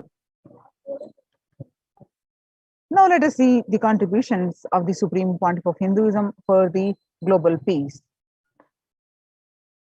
The Vedic civilization beautifully describes Yastu sarvani bhutani atmani ivanu pushyati sarva bhutesha chatmanam tadona vivagupshate. Isha Upanishad, verse 6. Global peace is the byproduct of individual bliss. Whenever an individual goes through a spiritual bliss, he manifests a beautiful, peaceful life for him and everyone around him. If he is powerful enough, he moves the whole city and manifests peace. He is more powerful, he moves the whole village or whole country. If he is powerful enough, like incarnation, he moves the whole world and manifests peace for them.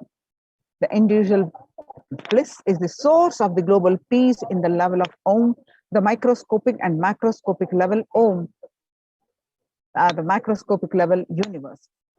Whatever level it is, it may be, global peace is the byproduct of the individual peace. How do we get that individual peace? By the Supreme Pontiff of Hinduism beautifully explains, by practicing completion, by practicing unclutching. He explains elaborately of these various techniques for completion and unclutching and various other spiritual cognition techniques. Supreme Pontiff of Hinduism explains. And now let us see some of the techniques and processes, practices the Supreme Pontiff of Hinduism explains to achieve individual peace and bliss. So global peace is the byproduct of individual bliss. With my love and respects,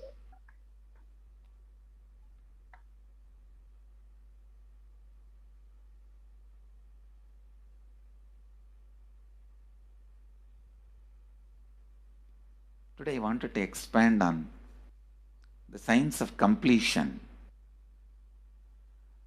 How the science of completion can directly impact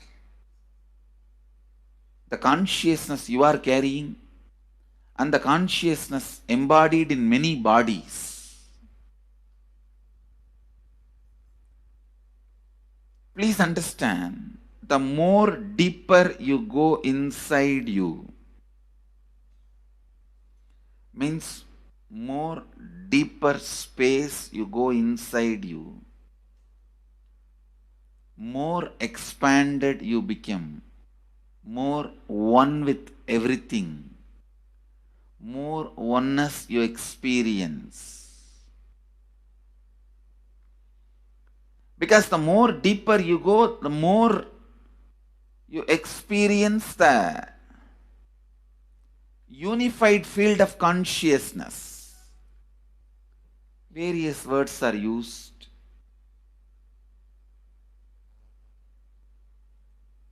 Some of the Hindu traditions uses the word Atma, Brahman. Some of the Hindu traditions use the word Nirvana. Whatever word you may use, Atman, Brahman, Nirvana, unified field of consciousness, whatever. But one thing I want to tell you, the deeper and deeper you go in your inner space, you experience the vast oneness. The more superficial you are, the more incompletions you carry with others, even with yourself. The more superficial you become, even your own right hand and left hand fights with each other. Different parts of you fights with you. Different thoughts of you fights with you. Even you fight with you, the more superficial you go, the more deeper you start traveling. First, you get integrated. The you fighting with you stops. Then, the people around you get integrated. They fighting with you stops. Completion with yourself, then completion with others, then comes completion with other things, not just living beings, even with inanimate beings. The completion starts happening. even with a nature, completion starts happening. Please understand, the more deeper you travel, the more deeper you go, the more deeper you settle down, the more deeper you start living. Your cognition expands. Your cognition includes. Your cognition becomes more and more inclusive. More joy, more bliss, more knowledge, more enlightenment. Please understand.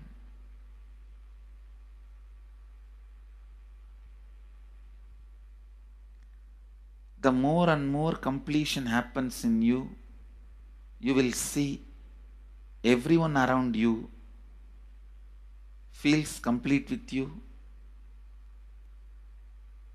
That is why I am saying, whether they have body or they are disembodied,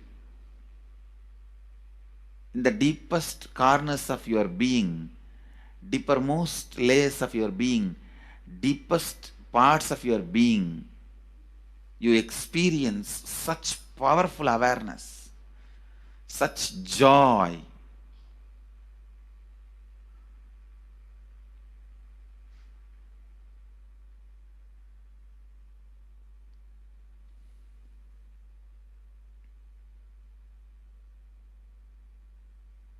Going into the deepermost corners of your being not only is a joy, it's a power. Because suddenly you will see everybody around you, everything around you listens to you. It really becomes the tendency to exploit is not there. Listen, that's a very important thing. Power without the tendency to exploit. Because as long as you feel the other person is separate from you, when you get the power, it will always be used for exploiting. Because the other person is separate from you, then naturally what you will feel? Let me suck all the possible energy, intelligence, time, talent, treasure. But when you feel the other person is your own extension, you will see showering so much, enriching so much. The power you have will not be exploiting, it will be enriching. I tell you, even if death comes at this moment, I can tell you very clearly, I can face the death directly and tell the death, I have enriched every human being more than what I received from anybody. I have given to every human being whom I met in my life more than what I received from them. My accounts is clear. I am ready. Come on, let's go. My accounts is clear. I don't have debt. No credit card money to be paid, loans to be paid, no debit card, no credit card. My accounts is clear. Understand, when you feel everyone is your extension, the power given to you, the power you gain, see, any living is power. Powerful way. Even in that, you will become powerful. So any lifestyle you choose, you will get power in that field.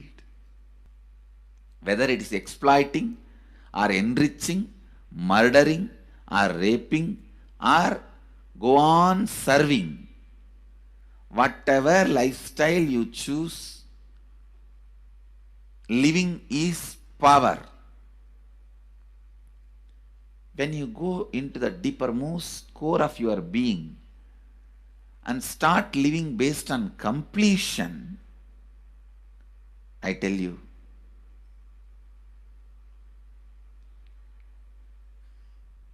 the first power you will experience is everything around you listens to you. That power will simply make you enrich everyone. The best power you can have through living is power of enriching. Whatever you do, as I said, whether you live the life of enriching or exploiting, you will become powerful. I tell you, the power of exploiting brings more and more conflict within and without. And those conflicts naturally bring suffering. And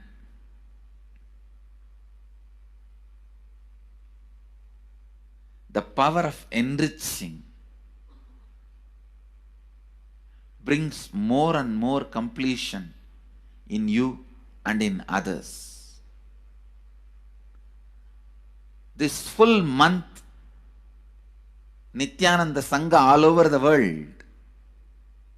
The other day I was seeing, we have officially presence in more than 50 countries. As devotees, group of devotees, we have presence in 100 countries.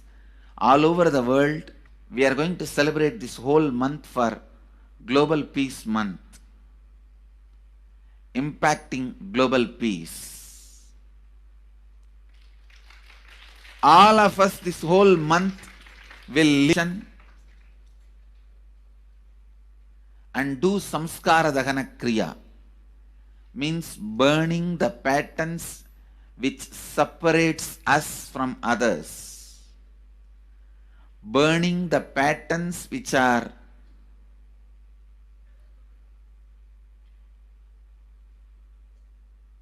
constantly keeping us in a superficial level. All over the world, we will be doing samskara dahana kriya, burning our patterns and leading us to more and more completion. And we also have special 3 Nitya Dhyana Yoga program teaching people science of completion and facilitating samskara dahana kriya. This month, 20th, 21st and 22nd,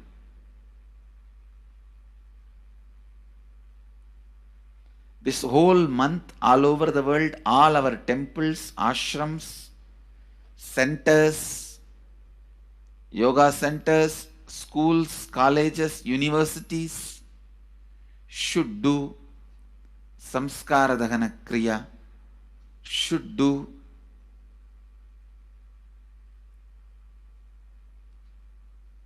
the practice of burning all the incompletions and patterns which leads to conflicts, bringing more and more peace inside us and outside us, spreading peace. This whole month, let's impact global peace. Let us really contribute to the global peace, not just talking about it. Let's do it. Let's do it. Not just talking about it. Let's do it.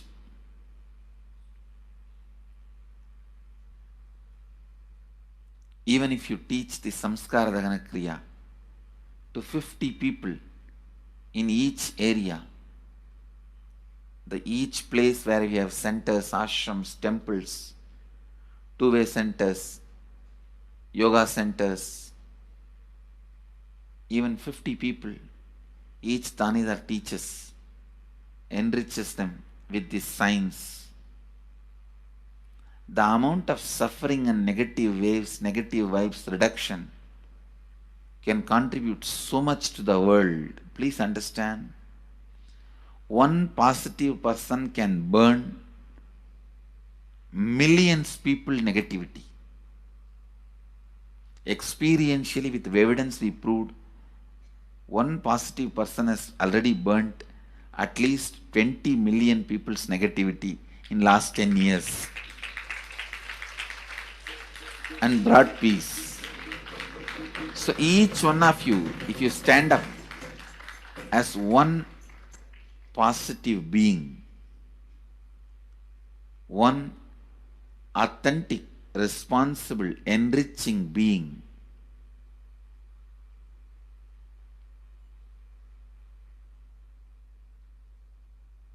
I tell you,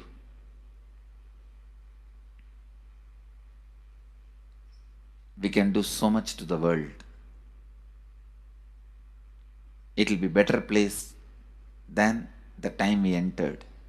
When we leave, it should be a better place. That's all. When we leave the earth, it should be a better place.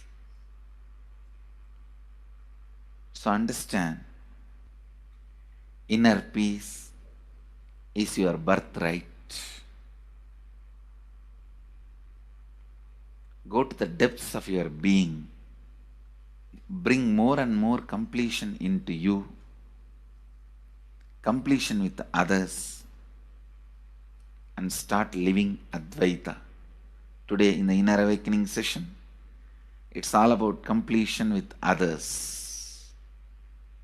So last 6 days, literally, you worked so much, one by one by one by one by one, layer by layer by layer by layer. The completion with yourself. Now comes completion with others. Today, we are starting the science of completion with others.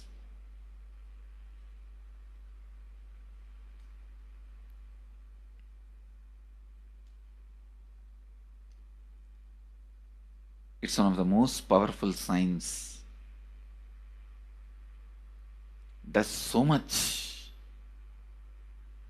to human beings, not just healing their relationships, even inside their consciousness, this inner space, so much of good is done, so much of awakening is done.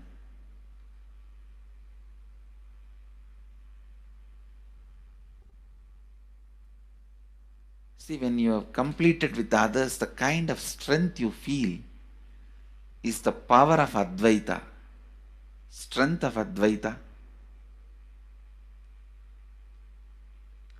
Today the Inner Awakening sessions are all about completion with others. We have long session today working on completing with others.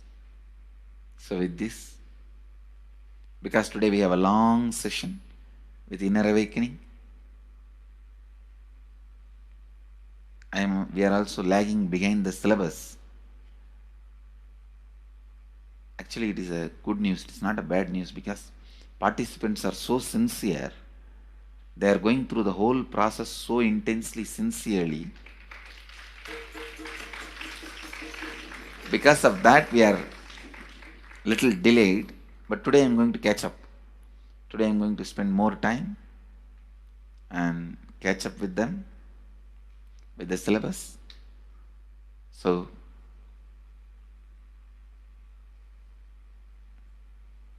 I conclude today with this. I'll move to the next sessions, IA sessions and all that. Because never I conclude. There is no conclusion for satsang. It goes on and on and on. Only the audience change. So with this, I move to the next step. I bless you all. Let you all radiate with integrity, authenticity, responsibility, enriching and causing eternal bliss. Nithyananda. Thank you. Nithyananda Dhyanapeetham, Nithyananda Nagar, off Mysore Road, Bidadi, Bengaluru. Phone 08027279999. www.nithyananda.org.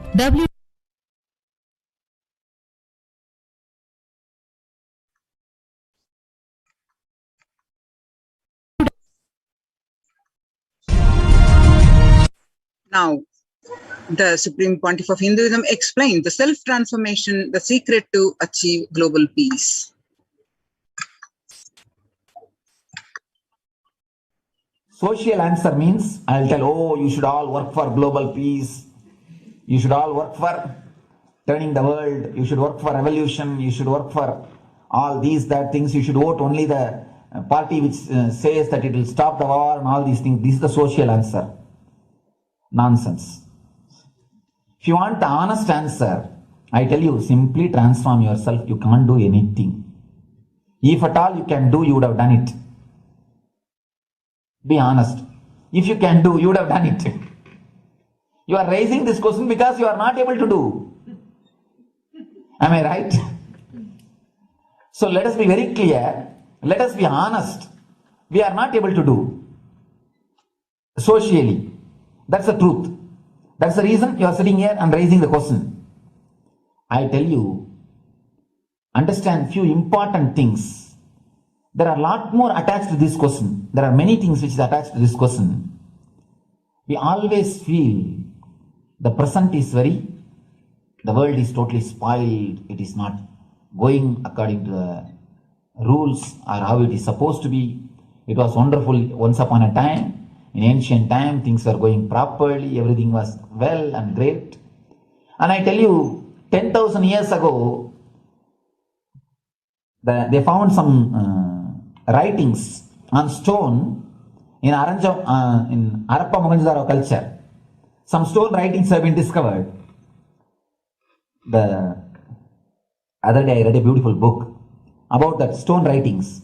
That writings, it says, oh, nowadays the society is not as it should be. So much of war. There is no peace. In the early times, there was so much of peace. Society was really great. Things were as it should be. And it almost looks like a today newspaper editorial. 10,000 years ago, the same thing carved on a stone. Then understand, there was no such time as only good prevailed. It is just a fantasy. Hinduism, they call it Satya Yuga, the age of truth. There was a time only truth prevailed. And every religion, Christianity, they say the Garden of Adam and Eve. There was a time everything was wonderful. Every religion has got the fantasy. The past was great. There was golden past. Always the idea of golden past exists only in the past. The more you go back, again you say the past was great. And I tell you one thing, it is a wonderful way of postponing accepting the reality. Otherwise, I can be sure the world was same as it is today. Whether it is 5,000 years ago or 10,000 years ago. Maybe one thing, there was no CNN channel that time. So the news did not reach you so quickly. That's all. The news did not reach you so quickly. That may be the only difference. But otherwise, I can be sure the good and the bad was equal. Good and the bad was equal. The same amount of wars were there. All the other things were there. You read the Puranas, the mythological stories of India, you see enough of things. Enough of dirty things. I think sometimes I find a little more.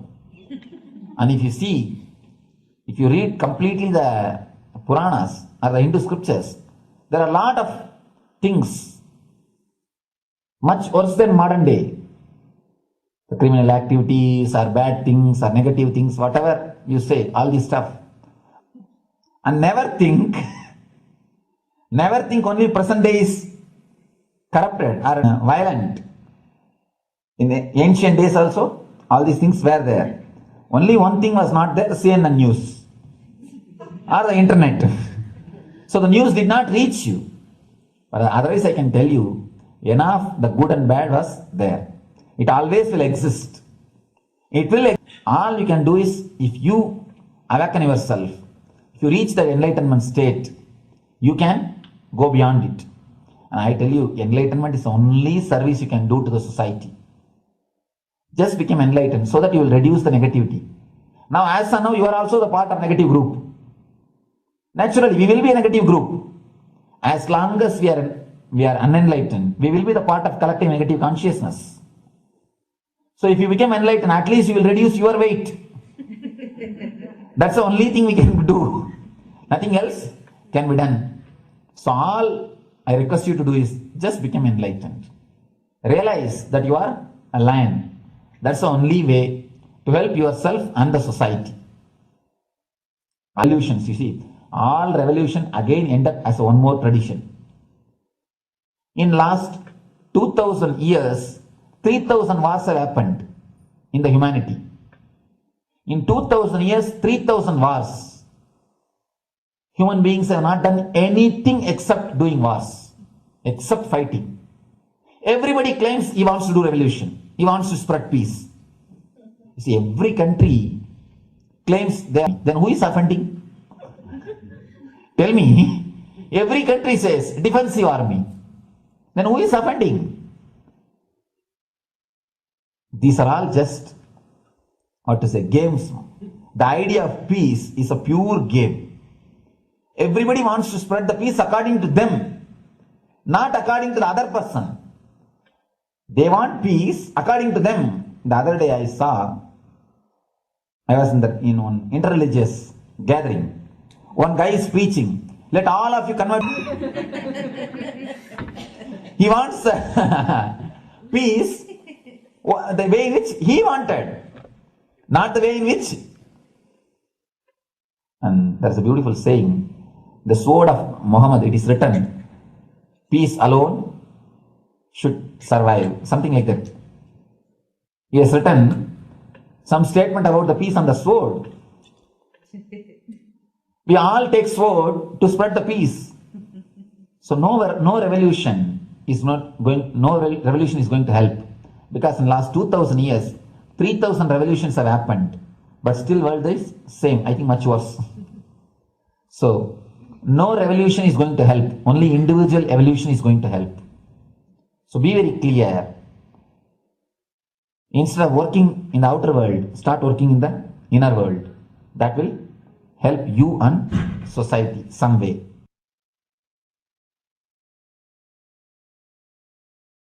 Social answer means, I'll tell, social answer means,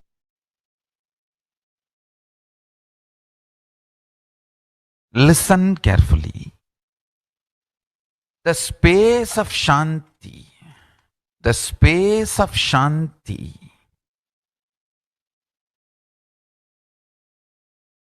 is where Kailasa grows. Listen carefully. It is in the deep powerfulness of peace, or peace-centered powerfulness is the ground, breeding ground for Paramashivatva to manifest. Please understand. Like how pure mirror reflects everything, pure Shanti-based Shakti, peace-based powerfulness reflects Paramashiva. Paramashiva manifests in peace-based powerfulness. Please understand. Neither violence nor powerlessness. Powerlessness is weakness. Violence is abusive. peace-centered powerfulness. Powerfulness-centered peace. All the Upanishads starts with peace, completes with peace. Shanti mantra. Starts with Shanti mantra, gets completed with Shanti mantra.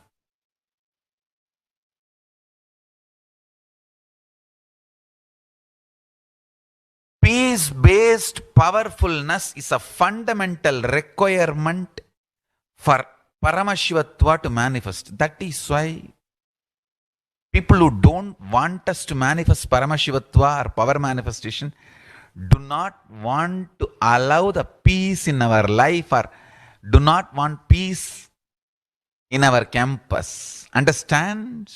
But only if you are peaceful, which cannot be shaken even by the demons and devils and rakshasas, we can be in eternal peace. So, remember this very clearly.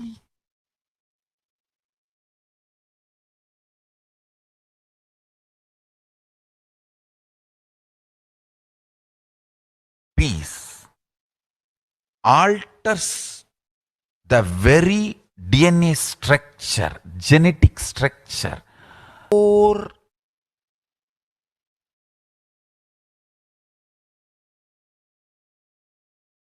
Anu Mahat structure. Understand? Anoraniyan Mahato Mahiyan.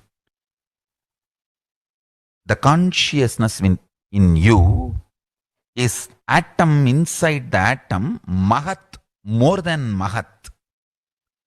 That Anoraniyan Mahato Mahiyan. That consciousness starts growing in you with more and more peace-based powerfulness developing in you. Nothing can be compared to unclutching. Spend more and more time, energy in unclutching. It will never be wasted. Time spent on unclutching is the most productive time for you in your life, because unclutching completely makes you altogether a different material. Understand? It makes your very biomemory, muscle memory, core structure, molecular structure, genetic structure, DNA structure, everything, all the 8 energy flow circuits, 7 energy flows, 1 the pure conscious explosion. So totally 8 energy flow circuits exist in you. All the 8 explodes when you unclutch. Understand? Unclutching is the space of Sri Kailasa.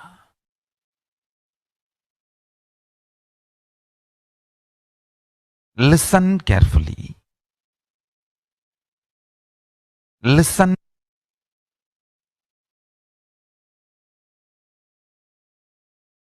Every chanting, every prayer in Hinduism ends with Shanti, Shanti, Shanti 3 times. Means peace, peace, peace. Hinduism is the real religion. Loving peace, living peace. Individual level, social level,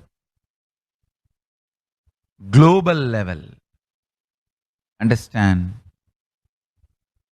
Hinduism lost all its 56 nations, 200 states, 10,000 kingdoms, samsthanas, is not a loss to Hinduism, it is a loss to planet Earth, human beings.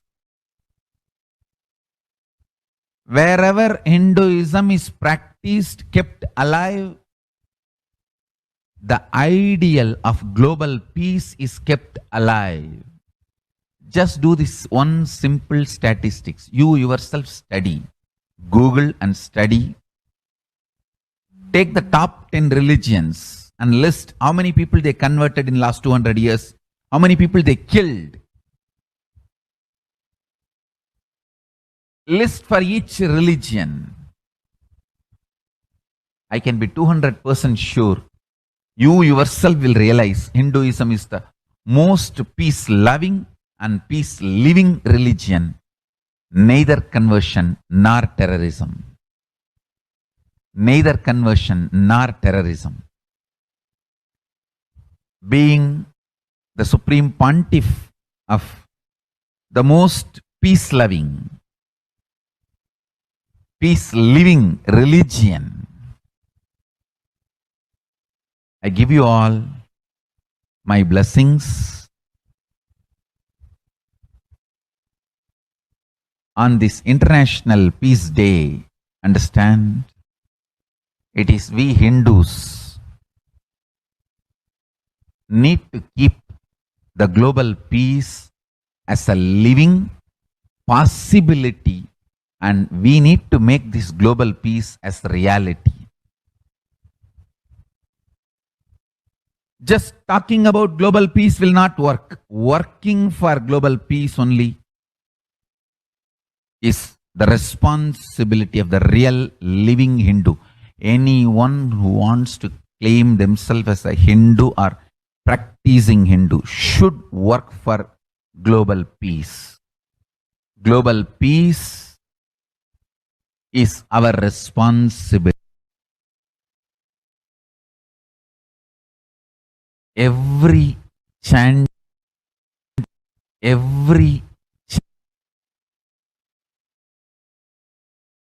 Hindus have the responsibility to bring global peace. So you can also throw a challenge. See, if you are making a Hindu micronation, you can throw this challenge to each one. Your friends, family, 10 people. Let them participate in the challenge and then let them send the challenge to others. So I welcome all the living and practicing Hindus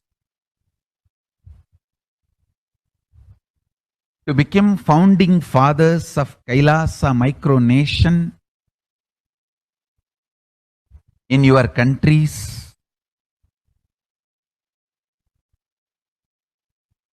You can also make a challenge, like how they made ice bucket challenge and all that. We can make a challenge. You form Hindu micronation and claim, I am the founding father of the Hindu micronation Kailasa. And then you can invite your family, friends for a challenge. 11 people. You form and you challenge 11 people and they also form and they spread. So let us start spreading. This project is my message on this International Day of Peace. Let us start working for global peace instead of just talking. The work we do will talk for us. The talk we do will not work for us. This is the message. The work we do will talk for us. The talk we do will not work for us. Global peace is the responsibility of Hindus. We living, practicing Hindus, not only we should achieve the individual peace through unclutching, yoga, meditation, we should also create an ecosystem where the global peace starts manifesting. This Kailasa Hindu micronation is the enlightenment ecosystem. I request every living practicing Hindu to manifest, do it. So the global peace can manifest from these Kailasa Hindu micronations all over the world. Hindus have So join the Kailasa's COVID care protection centers by registering the link below with https://kailasa.org/Kailasa care. Now we'll be learning about the Supreme Pontiff of Hinduism's contributions for the global peace in other aspects, other spiritual solutions.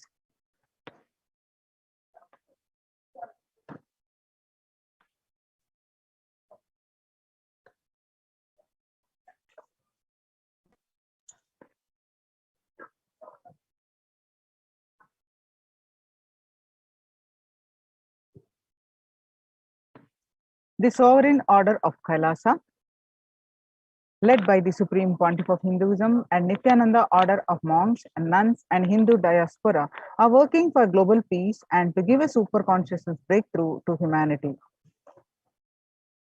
It is the Supreme Pontiff of Hinduism's mission to revive a conscious world where the global issues at the climate, economic, social, health, and humanitarian level cease to exist from their very root, turning the problems of poverty, hunger, violence, discrimination into powerful living through the experience of oneness.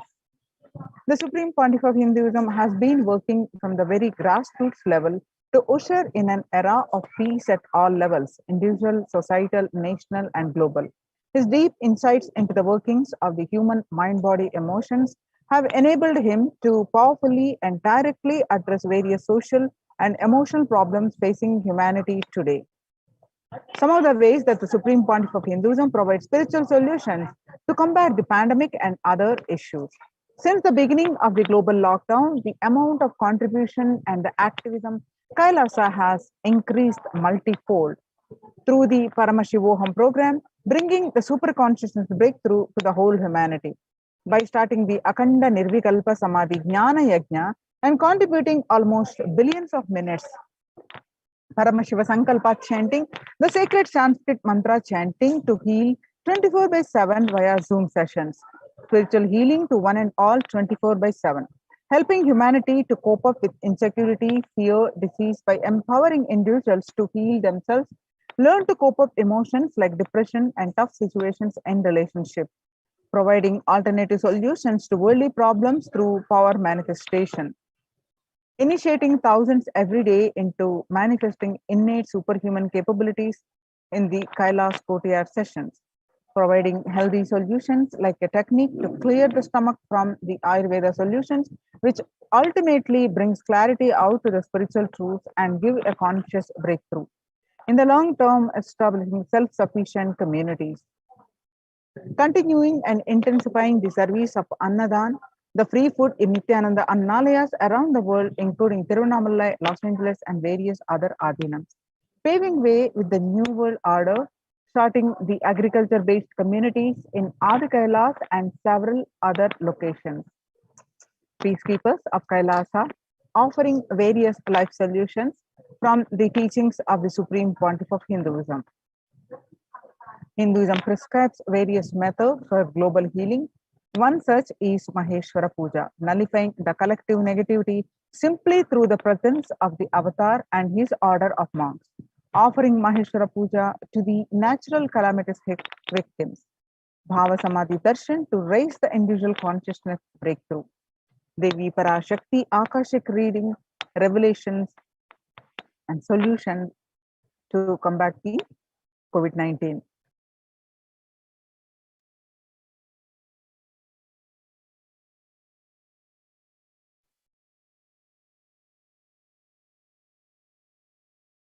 Society was created with the delusional ideas of too many human beings, blind spots, and the decisions made from those blind spots. If the visionary of a civilization or country or nation has blind spots, when he develops the vision for it, the whole civilization suffers those blind spots forever. Now it's time that the nature, Prakriti, resets itself, and many of the blind spots based visions, ideas become important components of the society. This pralaya which is happening is melting down everything which is delusion based. The world as we know is gone, and let us celebrate God. This isolation, which is seemingly endless, with an unknown future, which is compelling humanity to make 100% lifestyle to change, is something to be deeply dwelt upon. All problems need to be addressed only with spiritual solutions and powerful cognitions. To stop people having mental breakdown, pandemic fatigue, collapsing, depression, destruction, and also give them super consciousness breakthrough and revive the enlightened civilization. The Supreme Pontiff of Hinduism continuously gives spiritual solutions and power. Some of the spiritual solutions and powerful cognitions are unclutching, practicing completion, practicing oneness, practicing ajapa japa of Mahavakya, Om Nithyananda Paramashivoham, continuously building a deep feeling connection, and yoga, puja, vegetarian diet, and nirahara samyama. It is time we all take responsibility to save humanity, to protect people from the pandemic fatigue, destruction, and delusion. Let us try to enrich people for every one of these great spiritual solutions. It's free and open for all, and let us take this few minutes now and share with as many people as possible. All these spiritual solutions are free and available online. Anywhere else in the world can attend these sessions, and many of them are available via Zoom sessions. People from over 50 countries continuously irradiate the space of Paramashiva by practicing the unclutching meditation 24 hours a day, 7 days a week, started from 13th May 2020. And at any given point of time, you can find 4 to 8 zones actively unclutching around the world. You can join this movement at http://kailasa.tv/minutes for peace.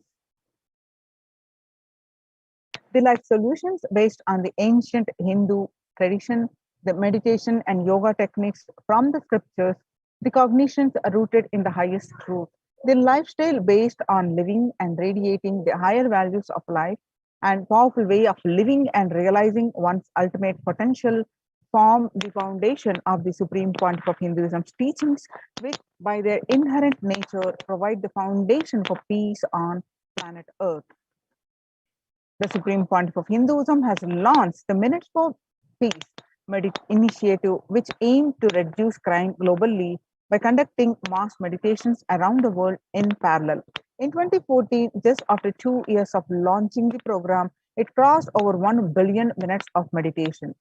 Scientific studies use crime rate after participation in the meditation and completion techniques. In 1976, it was found that when 1% of community practiced meditation and puja, the crime rate was reduced by 16% on an average. The current tally on the Minutes for Peace website is more than 4.3 billion cumulative minutes of meditation logged, including all the events, programs, and festivals where people have gathered in large numbers and participated in meditations and rituals. The total count comes out to be a staggering 409 billion minutes for peace so far. You can see some of the glimpses where about 5,000 devotees gathered and participated in a 48-day meditation program called Shuddhatvaitam. The Supreme Pontiff of Hinduism has hosted Kumbh Mela, United States, in Los Angeles since 2007. Nithyananda Sangha is entrusted as the only organization to host Kumbh Mela outside India by the Akhila Bharatiya Akhada Parishad. In September 2006, the Supreme Pontiff of Hinduism organized the first confluence for world peace to honor the memory of those who lost their lives saving others on September 11, 2001 at Irvine, California. The second confluence for peace was held in Los Angeles in 2007 in collaboration with Vedanta Society, BAPS, ISKCON, Siddha Yoga, and other organizations. The Kumbh Mela festival spread fast to other countries, including Australia, Canada, etc. In 2009, the Supreme Pontiff of Hinduism organized a month-long peace walk covering 1,000 kilometers and 1,000 villages to bring together in harmony from all walks of life, to promote feeling connection and oneness among people. During the walk, health camps were conducted in villages along its path. The Supreme Pontiff of Hinduism has conducted the large-scale collective meditations on September 21st, International Peace Day, to raise the collective consciousness. One of the greatest contributions that the Supreme Pontiff of Hinduism is contributing is initiating thousands into sannyas. Sannyas is our social responsibility. Let us save Hinduism and humanity. The Supreme Pontiff of Hinduism has revitalized the monastic tradition of sannyas by initiating hundreds of people into Nithyananda monastic order. The all-renouncing monks contribute the best things to human civilization, living their life with the cognition that life is for others. These monks and nuns act as the beginners of peace and empowerment for the human society distraught with violence, depression, and other forms of life negativity. Supreme Pontiff of Hinduism has also revived the ancient practice of embarking on pilgrimages, the spiritual journeys, taking the spiritual aspirants to high energy sacred spots such as the Himalayas, Kailas, Varanasi, Angkor Wat, and various powerful temples of India. Even though prevalent in India, this practice is rapidly losing its original context, turning into a recreational family vacation. Reviving the original spiritual context, the Supreme Pontiff of Hinduism has made it possible for modern day human beings to benefit from the spiritual energy present at these centers and accelerate their journey of spiritual evolution, hence ensuring individual and collective peace as a natural consequence. Food system whole key to ending the world hunger. The effect of COVID-19 pandemic, the UN has noted a dramatic increase in world hunger according to the state of food security and nutrition in the world. 1/10 of global population, as many as 811 people, were undernourished in 2020, an increase of 100 million from 2019. According to the Eat Lancet Commission, moving toward diets with the diversity of plant-based foods, low amounts of animal source foods, unsaturated rather than the saturated fats, and limited amounts of refined grains, highly processed foods, and added sugars could prevent between 19 and 24% of all adult deaths each year. Under the Red Om project, which is the No Hunger project, through the Annalayas, the food donation centers at the Kailasas de facto spiritual embassies worldwide, under the guidance of the Supreme Pontiff of Hinduism, has served over 2 billions of organic sattvic vegetarian meals so far. Giving free food to all the citizens is the economic policy of Kailasa, deriving the reference from Vedas and Agamas. Recently, under the humanitarian initiative launched by the Supreme Pontiff of Hinduism, is opening of Kailasa's COVID care centers in India, where the monastery campuses have been turned into a multi-layer quarantine facility to safeguard the inmates against any possible point of contact with the outer world. The Supreme Pontiff of Hinduism has opened this service free to all people, regardless of any differences in age, gender, caste, creed, ethnicity, color, or socio-economic status. Food, shelter, internet, and all basic facilities, including medical care, are provided at these COVID care centers free of cost and for an indefinite period of time. The outcome has been a splendid zero infection rate so far among the participants, a feat not achieved anywhere else in the world, let alone in India. This response model of handling the COVID-19 pandemic at a community level, along with the guidelines and recommendations for governments, has been recognized and accepted by the United Nations as well. Now we can see some of the glimpses where participants of the COVID care program offered by the Supreme Pontiff of Hinduism are enjoying a healthy, blissful spiritual lifestyle in multi-layered quarantine, multi-layered protection. They enjoy a stress-free time following a spiritual morning routine, doing yoga, doing puja and temple sevas, kara sevas, and celebrating festivals. So join the Kailasas COVID Care Protection Centers and register now through the link below with https:// //kailasa.org/kailasa care. Now, all these COVID care centers at the Kailasa de facto spiritual embassies are temple based. The Supreme Pontiff of Hinduism has been reviving the temple based ecosystem. So let's now understand why the temple based ecosystem. Now, especially in the times when COVID-19 is rampant and the ancient temples are in a lockdown because of the risk of the widespread corona disease, the devotees of these temples were visiting and having darshan of their gods and goddesses for thousands of years. Yet all these ancient sacred sentiments have come to a harming halt after the lockdowns have taken place. The religious fervor of the devotees is being lost due to the pandemic. The Supreme Pontiff of Hinduism is reviving the e-Kailasa ecosystem and bringing all the ancient traditions of the online platforms on Kailasa TV, YouTube, and Facebook.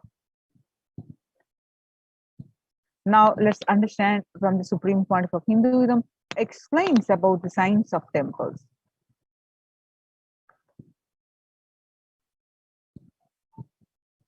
Who is Devi Meenakshi and her husband? Why this grand temple? What are the visible and invisible functions of this temple? Please tell us, Swamiji.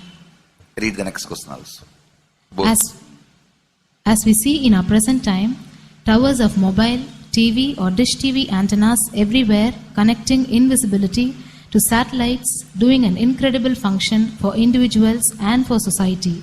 My question is, there is and was everywhere temples and deities in this culture. Anybody coming from outside just wonder, is this just sentimental carved stones, worshipping culture or just artistic sculpture? What is the invisible function of temples, deities? See, both questions, same answer. That is the reason I wanted to answer both the questions together. Modern day dish TVs, antennas, mobile towers, all of them work in the level of certain frequency where the words, pictures, visuals can be transmitted. See, the verbalization and visualization, names and forms can be transmitted from one place to another place through these mobile towers, dish TV antennas. But the temple towers are created to transmit super consciousness from one place to another place. Please understand. In Meenakshi's time, there was television, conscious television. It used to be in stone slab. And if you just sit in front of that stone TV, meditate, connect with Meenakshi, she will appear live and answer whatever you want. So each of the stone slabs only slowly later on became deities. You can see in our temples this happening. The TVs in which I am appearing and speaking are slowly becoming deities. They are receiving worship. Flowers are offered to it. Aarti, incense is given to it. Now, all our temples are planning to have a separate throne for this TV. In Los Angeles, already I am on the throne. The TV is in the throne. The TV, in which people are seeing me, have already become deity. Same way, please understand, the stones through which people were able to connect with the super consciousness have become deities. Same way, all our temples, deities, everything is a connecting mechanism with super consciousness. The mechanism which connects with the super consciousness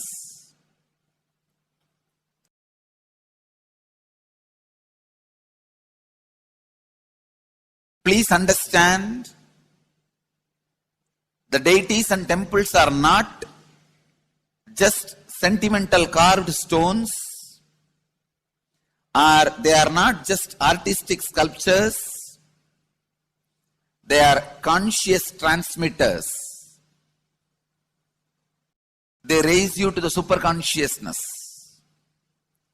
In each house in Vedic tradition, we have a puja room. All the puja rooms are your private conscious airport, are conscious transmission centers. The main temple is a place from where continuous superconsciousness is radiating. So if you just sit and connect with a deep feeling connection, see, in those days human beings were so beautiful and simple. Just remembering the name of the deity is enough. They are already in connection with the deity. That feeling connection. When I read Patanjali's Yoga Sutra, it says, sit in Siddhasana and be in Samadhi. That's all. See, the human beings were so simple in those days. Just if you sit in Siddhasana, you are already in Samadhi. If you sit, your mind sits. Now, if you sit, your mind shits.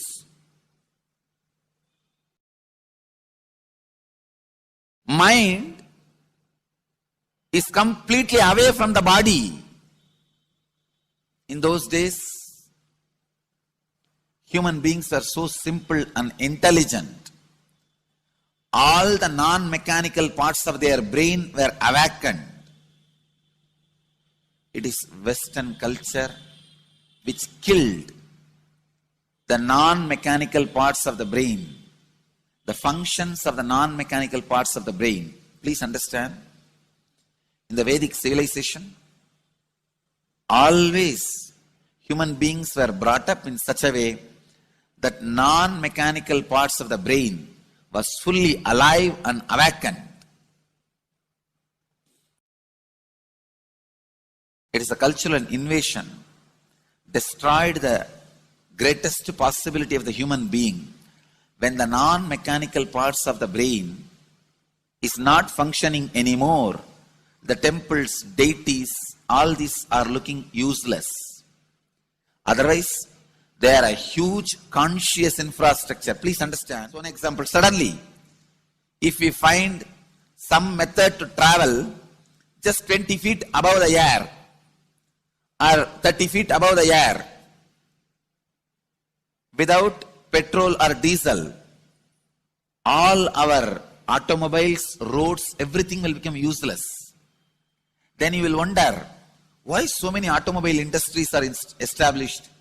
Why so many cars are produced?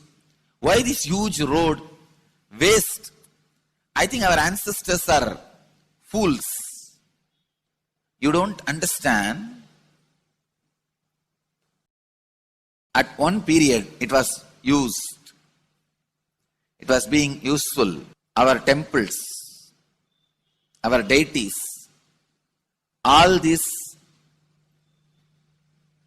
are useful if all your non-mechanical parts of the brain is awakened.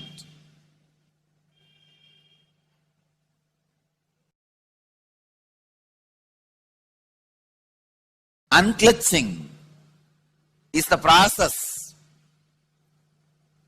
to awaken your non-mechanical parts of the brain. When your non-mechanical parts of the brain is awakened, you will understand temples, deities, how useful they are, how directly useful they are, how they are part of our life, how they enrich our life, and how they make human beings intelligent, enlightened. These are the methods created to create enlightened civilization.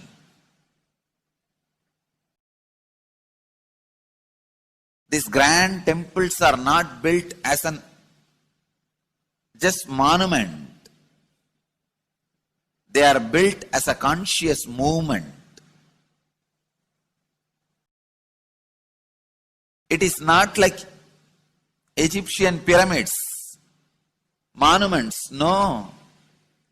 It is conscious movement to raise human beings to the highest consciousness, to make human beings experience the highest purpose.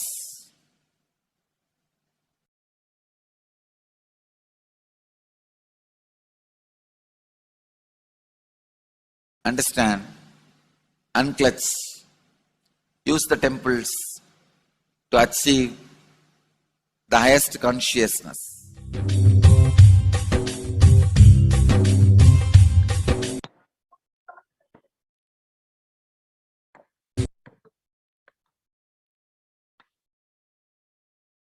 Now, the Supreme Pontiff of Hinduism explains about the deity's holding energy when doing prana pratishtha.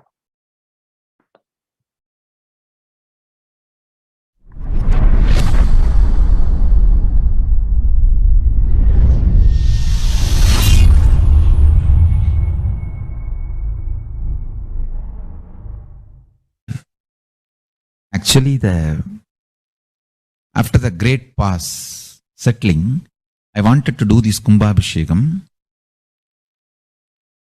and then the Shivacharyas have advised us that only after the Uttrayanam, Uttrayana Punyakala means after the Uttrayana starts, we are having a good date, Uttamottama date for Kumbhabhishekam. So that's the reason we waited. And see, fundamentally, deity intensely receives the energy like a lightning and holds it and manifests continuously for the whole humanity. You see, it's like if I have to talk to you in a normal social language, it's like a lightning holder. See, I can get into the samadhi, one with Paramashiva, and bring the whole thing to planet Earth. But the deity should be able to hold it and manifest it in humanity. So that is the reason the beautiful, dense, most dense granite deity is made. The earlier, the Avudayar we made, too much of power manifestation, it has given crack in multiple places. I don't know how you guys will be able to believe. Maybe I'll tell them to show the video. Such dense granite cracks to pieces and so carefully maintained with so much of all the Abhishekam, Puja and everything. Crack is the last thing you can imagine in dense granite, but so many places that earlier Avudayar has had, and that's the reason we made the new deity with more dense granite now. More dense granite, the deity is done, so it can withstand the power manifestation and hold the power for quite a long time. Maybe at least next 12 years it can hold. And before that I'm planning for the different level of granite for Avudayar. I wanted to teleport from the other planets where the 100 times more dense than planet Earth's granite is available. And anyhow, all that I'll do it and then show, and instead of giving material for trolls, I'll give information after everything is achieved.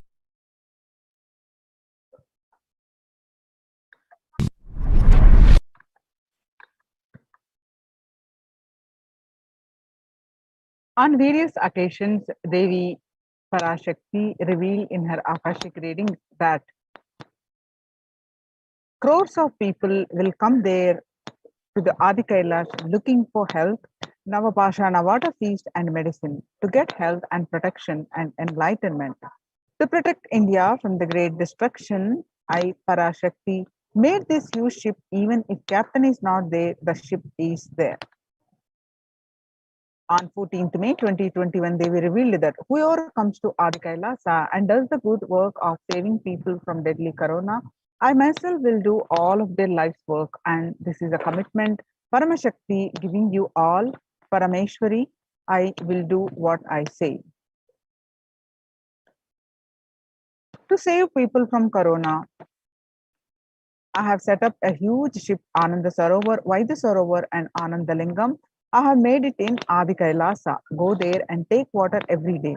Worship Anandalingam. Water, turmeric, milk, and neem rasam showered on Navapashanam are the medicines for this.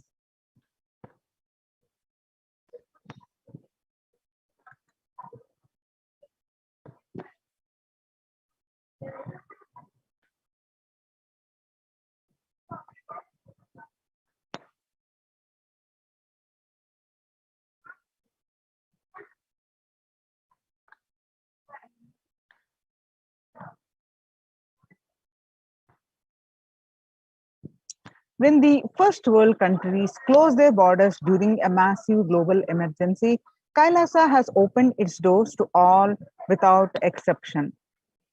The various Adinams across India open are Adi Kailas in Bidadi, Bangalore, Salem, Tirunamalai, Rajapalam, Pattanam, Srirangapadi, Madurai, Avatipalam, Huzur, all from Tamil Nadu, and Puduvai Adinam from Pondicherry, Baroda Adinam from Gujarat, and Sripuram Adinam from Telangana, Hyderabad.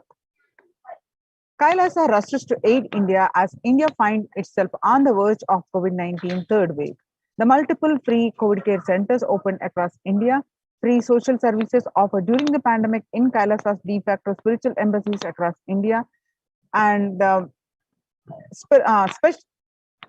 various social, along with social services, various spiritual services are also offered, and cosmic revelations on global pandemic.